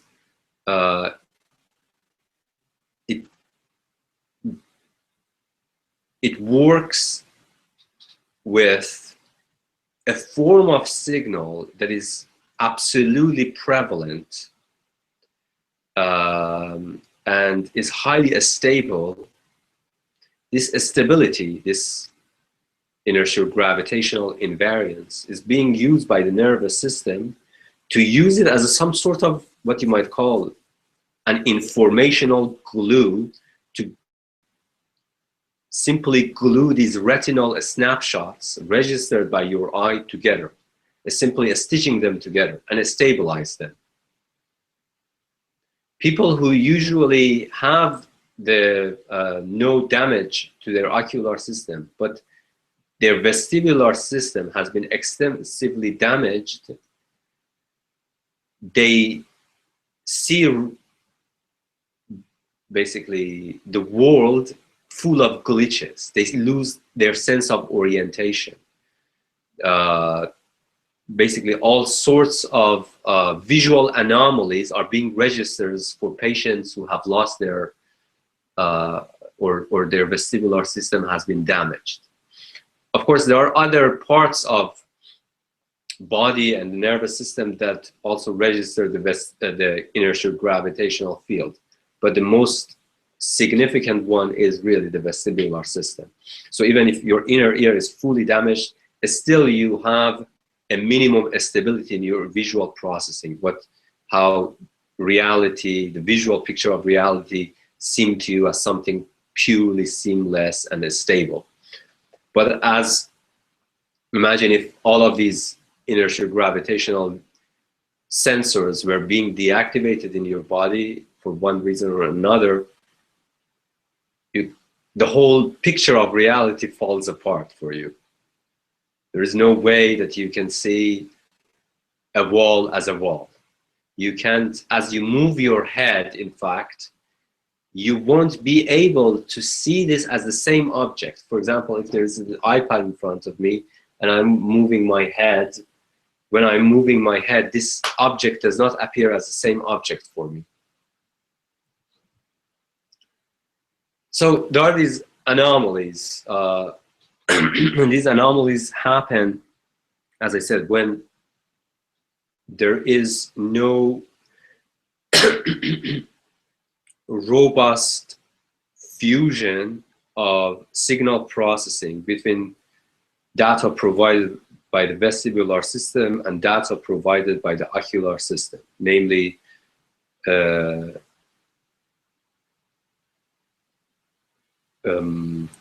trajectory or orientation provided by the saccadic jerk, and a retinal snapshot provided by retina.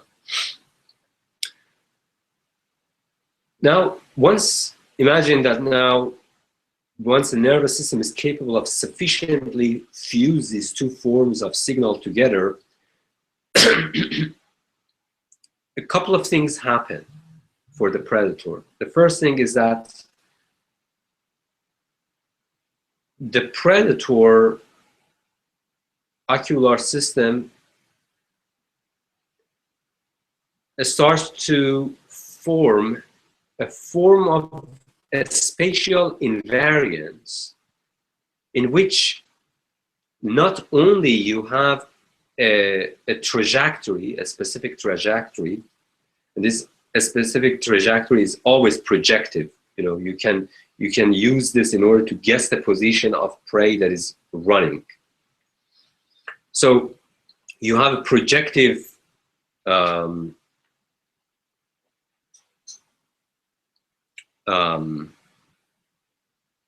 trajectory, but you are capable of constructing, using this invariance in order to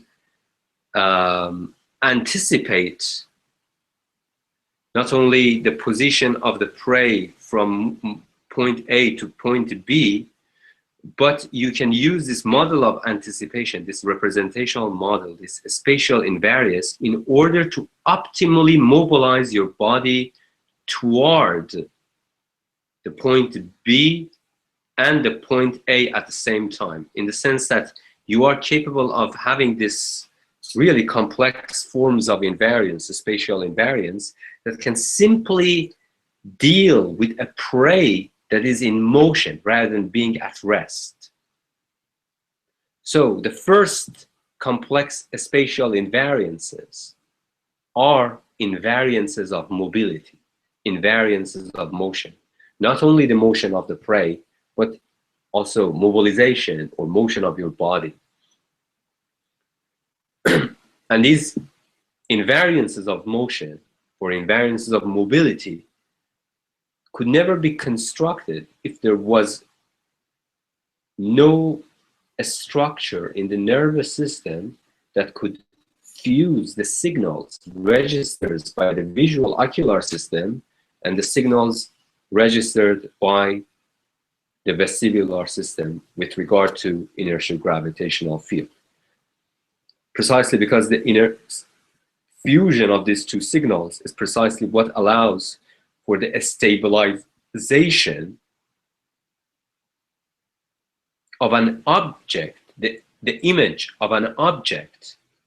And this image consists of orientation, trajectory, direction, so on and so forth. A stabilization of an object that is in motion.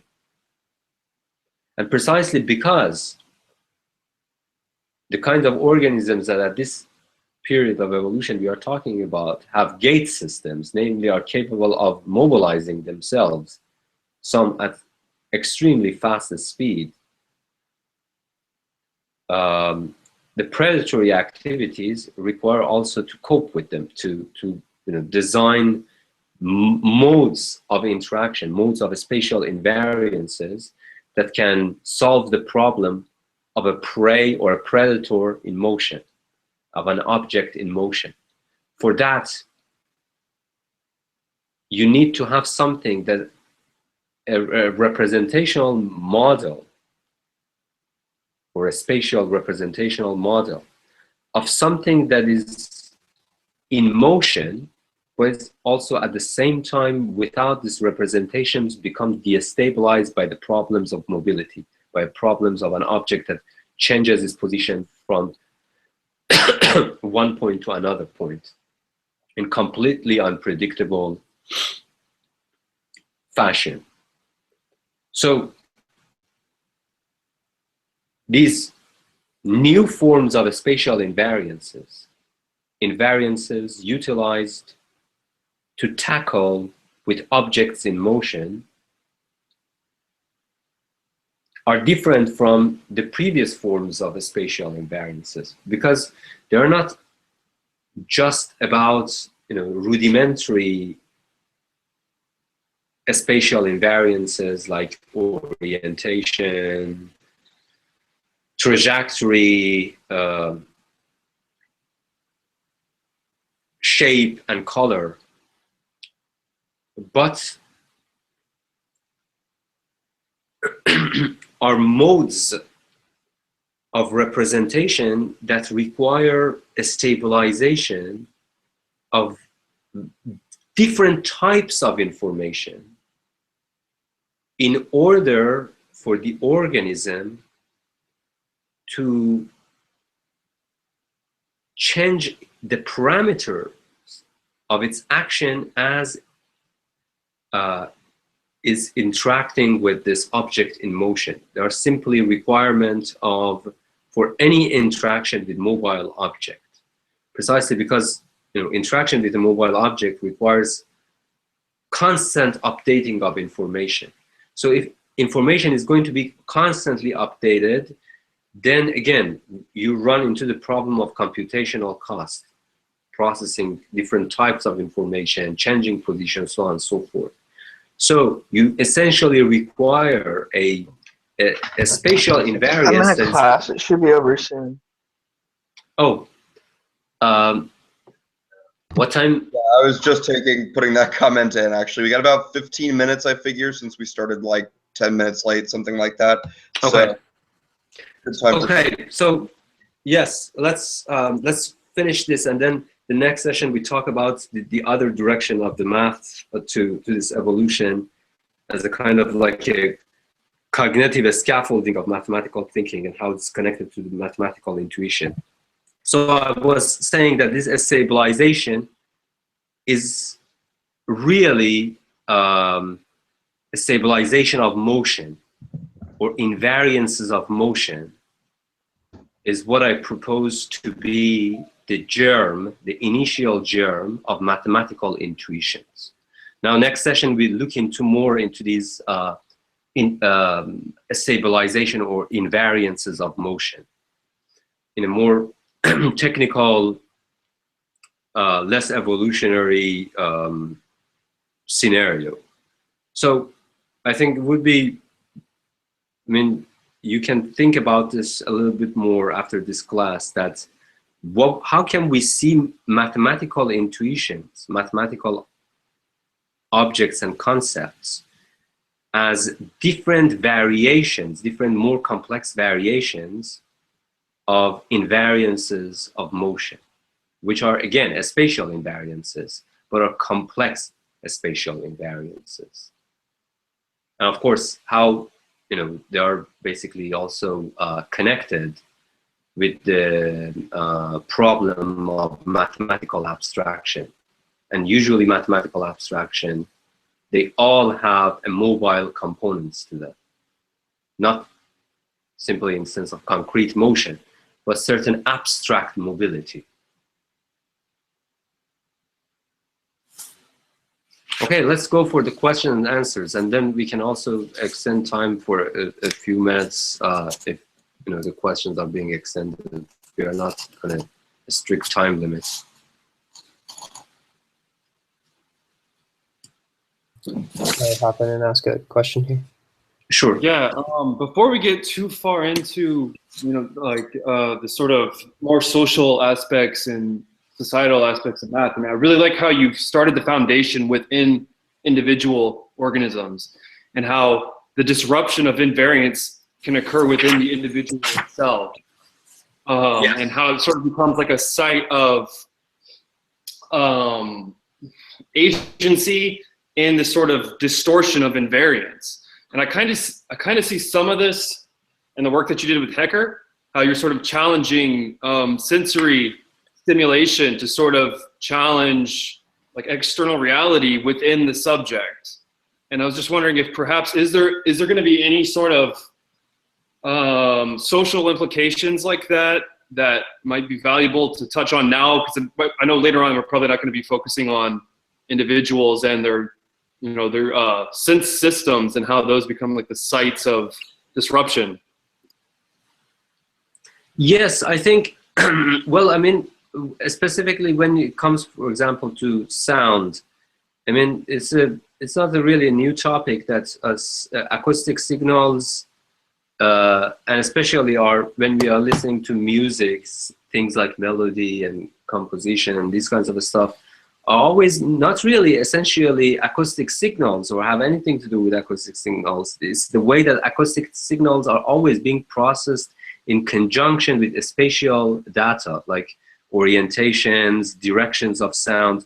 So in a sense that there are these, you know, huge amount of the study being done under a field, it's called a spectral, basically it's a part of a studying of receptive fields. The acoustic receptive fields are being shared also by visual receptive fields, which means that some of our auditory intuitions are in fact being informed by our visual intuitions. And some of our visual intuitions are also being informed and influenced by our auditory intuitions, which then means that it's a huge field potential for further manipulation, precisely because if you disturb some of these visual intuitions that have, you know, affected through the course of evolution, but also culturally, our auditory intuitions, then does it really lead to a different experience of sound? And then the question brings back to what you were saying, that how much can we highlight these, what you might call different disturbances or different process of dehabituation of hearing on the level of simply, you know, experiential phenomenological encounter, and how much can we register it on a semantic level? And the semantic level, I think, is the difficult one. That's precisely, it requires also understanding how some of these, in fact, quite rudimentary perceptual mechanisms have impinged on the evolution of natural language, and how our semantic capacities are formed in accordance with these quite, specific forms of signal processing. There is this fantastic book by Claude Van der Looy called Spatial Propositions. It is not about acoustics, but it nevertheless talks about how perception of a space is tied to the evolution and spatial propositions in natural language, and what would be the anomalies caused if we manipulate language, or if we had different kinds of perceptual mechanisms. I don't know whether this is Van der Looy. I probably does not have an E at the end.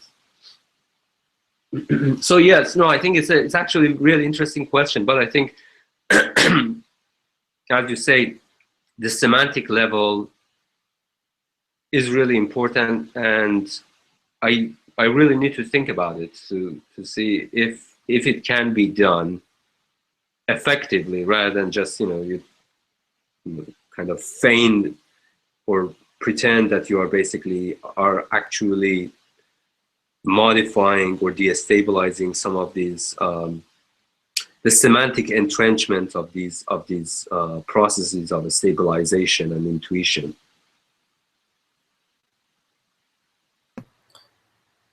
Could I follow up with a question?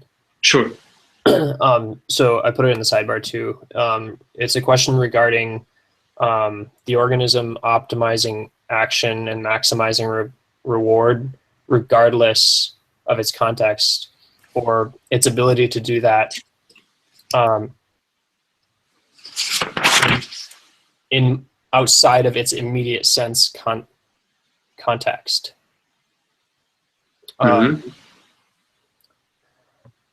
I'm having a bit of difficulty seeing how we bridge the gap from like the immediacy of sense and the locality of it, and the mapping of that, and the memory, and forgettability, and how that connects to mapping something that doesn't have context. I'm not sure if it makes sense. You can ask me questions too. Yes.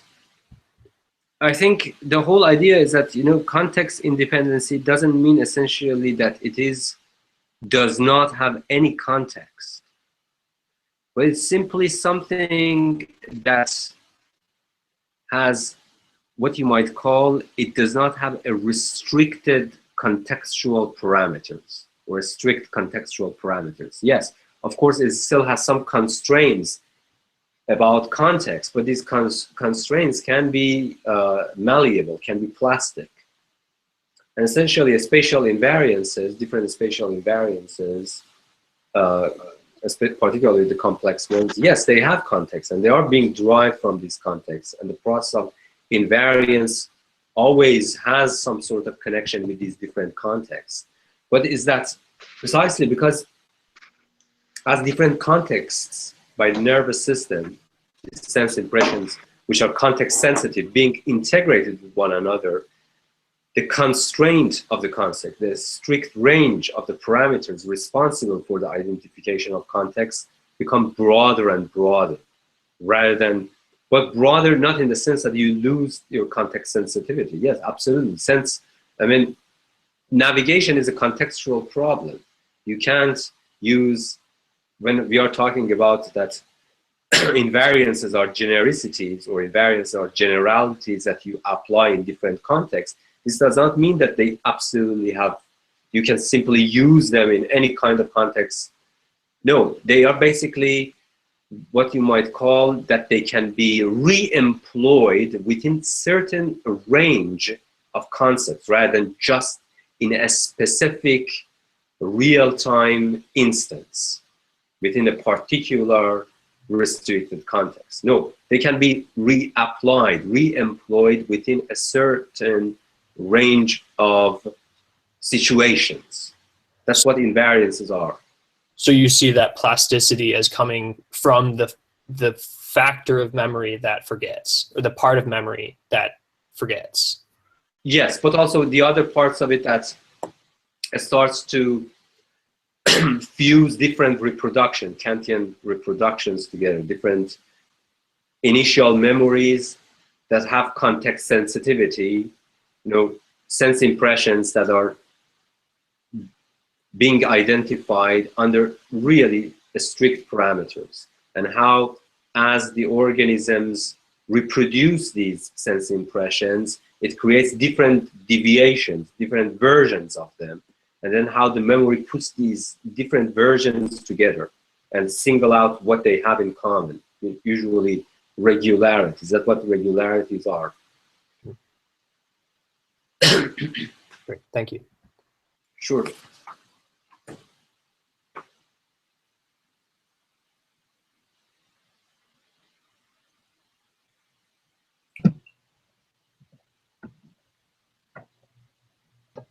I just want to tell you, if it's okay, about this this project that I recently found. It's called Scepter, and the idea is to build a mashable it's building a semantic mashable, fully decentralized internet that completely operates through what they call it escape, but the whole in the projection of anticipated actions, it's precisely that exact same thing, and I just wanted to share that with you. Excellent. Let me actually, I have to copy paste these after the class. Thank you very much. I will definitely look at it. It's also incredible. I think that it's actually, this is going to be the pathway to break through the internet. Interesting. Also, one of the things that I forgot, so basically this whole idea of what I said, that a spatial, a complex spatial invariance of motion that has a sense of direction, a sense of trajectory, a sense of orientation, and is also a visual line that is that you might say to be generic, in the sense that it can be reapplied in different contexts, is precisely the kind of a spatial invariance, neurobiological spatial invariance, that if you did not have that, you did not have the concept or intuition of Euclidean line. And we will talk about this, that Euclidean line, the so-called witless line, witless abstract line, is precisely something what you might call to be a normative counterpart of this rudimentary causal proto-semantic abstraction, proto-semantic spatial invariance. Of course, when we are talking about this connection between evolution and math, we need to be very careful. What separates this complex spatial invariance afforded by the nervous system to the Euclidean concept of a continuous line is an ion of natural and cultural evolution. The nature of one is normative, the nature of the other one is a causal. But what all I'm saying is that we could not have possibly have the normative version of the continuous line, the Euclidean concept of continuous line, if our nervous system could not afford us with that causal spatial invariance that has trajectory, that has orientation, but it has context independency, in the sense that it can be re-employed in different contexts. The predator-chase line, you couldn't have the Euclidean continuous line if you could not have the predator-chase line in your nervous system.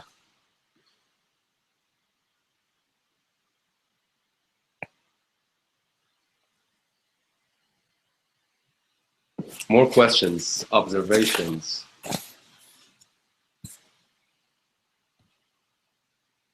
There's this one quote from it's from Hegel's Philosophy of Nature. But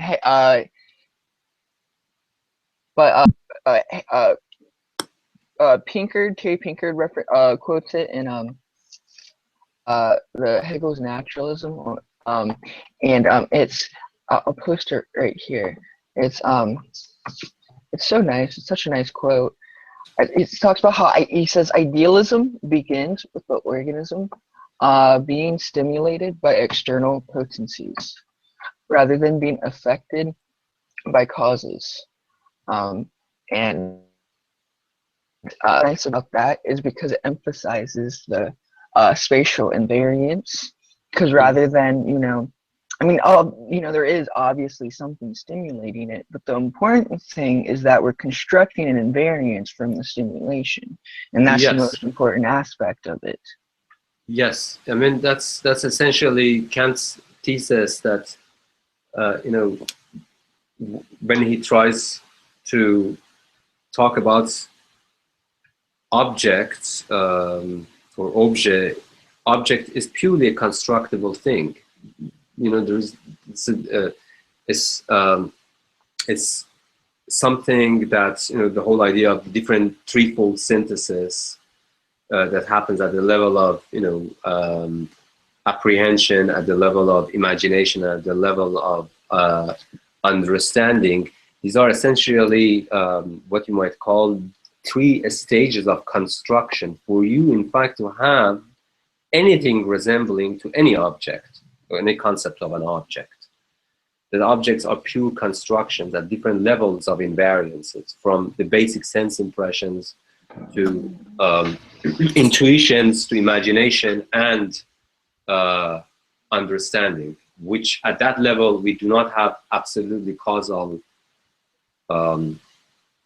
invariances. They are what Kant calls pure concepts of understanding, categories. That's part of his schematism thesis. We will talk about some of these as we move forward. Yes. Well, one of the things I was free associating to as you were talking, I kept coming back to cinema and to things that I like. When you were talking, for example, about how the audio and the visual affects what audio you hear, I remember a famous statement by Chris Marker who says the audio track and the visual track are parallel paths that only occasionally intersect and cross. And they are in his films, as opposed to traditional documentary where the image and the visual track just simply repeats itself, as opposed to presenting 2 different things that occasionally converge. And then, of course, when you talked about stitching together the images, the retinal scans, which are stills, I thought again of Godard's famous line about cinema's truth, 24 frames a second. And I guess it made me think, God, I should really be reading more of these people who, like Deleuze on cinema, or people who are, someone has a book called The Neuroimage. I wonder if that, in fact, I haven't read it, but if that, in fact, kind of riffs or speculates around things we're talking about now, the vestibular system and stabilizing images and so forth. The best book I highly recommend it on this whole scenario is by a very famous French neuroscientist who was a head of a research group at NASA studying astronauts' loss of sense of gravitational pull in a space and how it affects their representational models and visual processing. The book is called, which of course he published both it in very technical research and also in a very layman-friendly book called The Brain's Sense of Movement. His name is Alan Bertho. Let me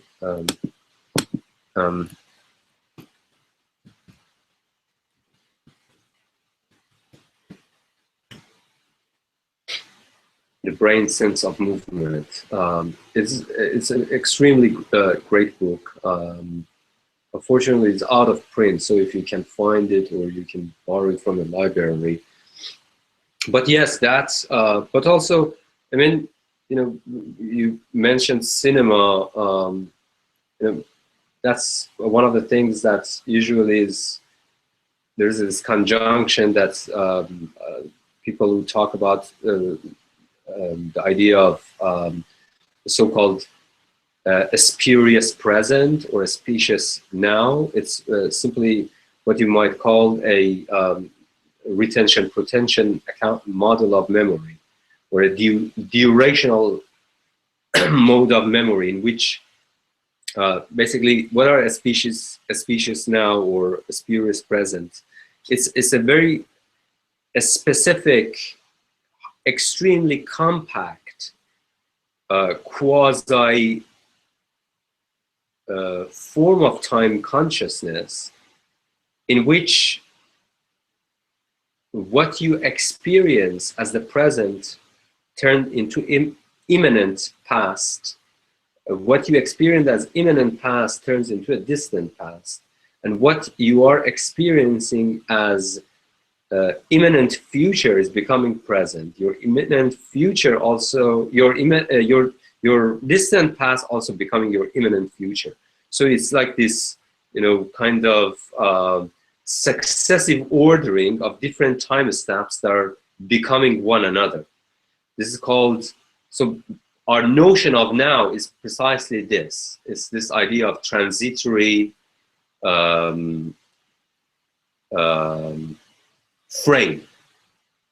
And the thing is that I think, you know, Deleuze uses this, but of course the origin of this is coming from in phenomenology, and even phenomenology takes it from William James' work on time consciousness, and he's the one who actually puts forward the idea of a specious now or spurious present, that our experiences are delivered within these units, a species now, where times has a kind of a synthetic durational property, and without this minimal duration, not in a Bergsonian duration, but simply transition, fast transition between these time stamps, you wouldn't have the other forms of basically, you wouldn't have, in fact, even experience, what you might call even Kantian experience. You couldn't experience anything.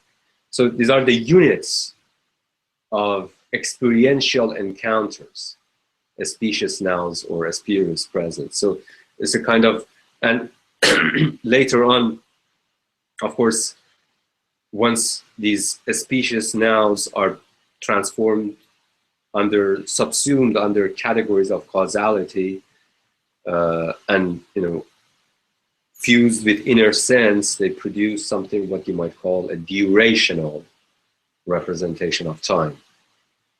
But yes, it's very interesting that kind of we have this kinds of almost neurophenomenological basis of some of our conceptualizations and some of our ways that we theorize about some of this stuff, like cinema and, as I said, even mathematical abstraction.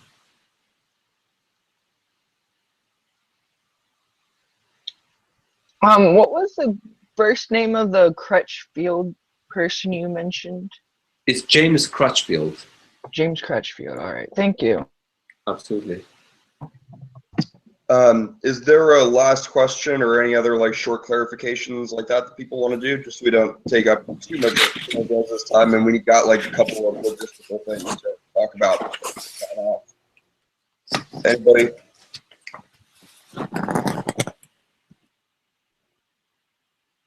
Okay, cool. So Reza, do you still want to do 2:30 like in the future as a set time, or change that again? No, I mean, whatever, if you prefer it earlier, every one of you. I can move like 30 minutes earlier, but if you want to have it right at this time, I'm still fine. Sidebar, I mean, is there anybody who would rather it be moved earlier, needs it to be? Yeah, so no, okay. So and yes, I will send you a reading list. As I said, today's session was just very, very introductory. Lots of these kinds of starting to think about these deep links of or neuroevolutionary affordances that needed to be in place in order to that needed to be in place for us to have mathematical abstraction. We will go into details in the next sessions.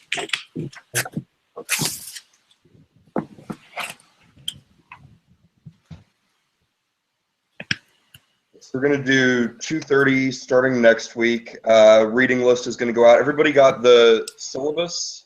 If anybody didn't see that the syllabus was quoted in the email with this link. And then I'm assuming that there are at least a few people, I mean, I know that there are at least a few people who don't have classroom access. So if you could email me afterwards, I mean, I'll send a mass email with instructions in the classroom again. But if anybody still has trouble, just make sure to email me, because that's where the chat sidebar will be, and that's where, you know, various stuff will get posted. Thoughts, questions, concerns? And also feel free to ask questions on the classroom page, and I will definitely answer them. And any kind of question, discussion, reading recommendation you want, please post it on the classroom page. Yeah, we'll definitely put the syllabus in the classroom as well. Okay, excellent, excellent. Okay. Thank you so much, Reza. This is okay. Thanks everyone. Have a great weekend. You too. Thank you. Bye bye. Bye bye. Bye bye.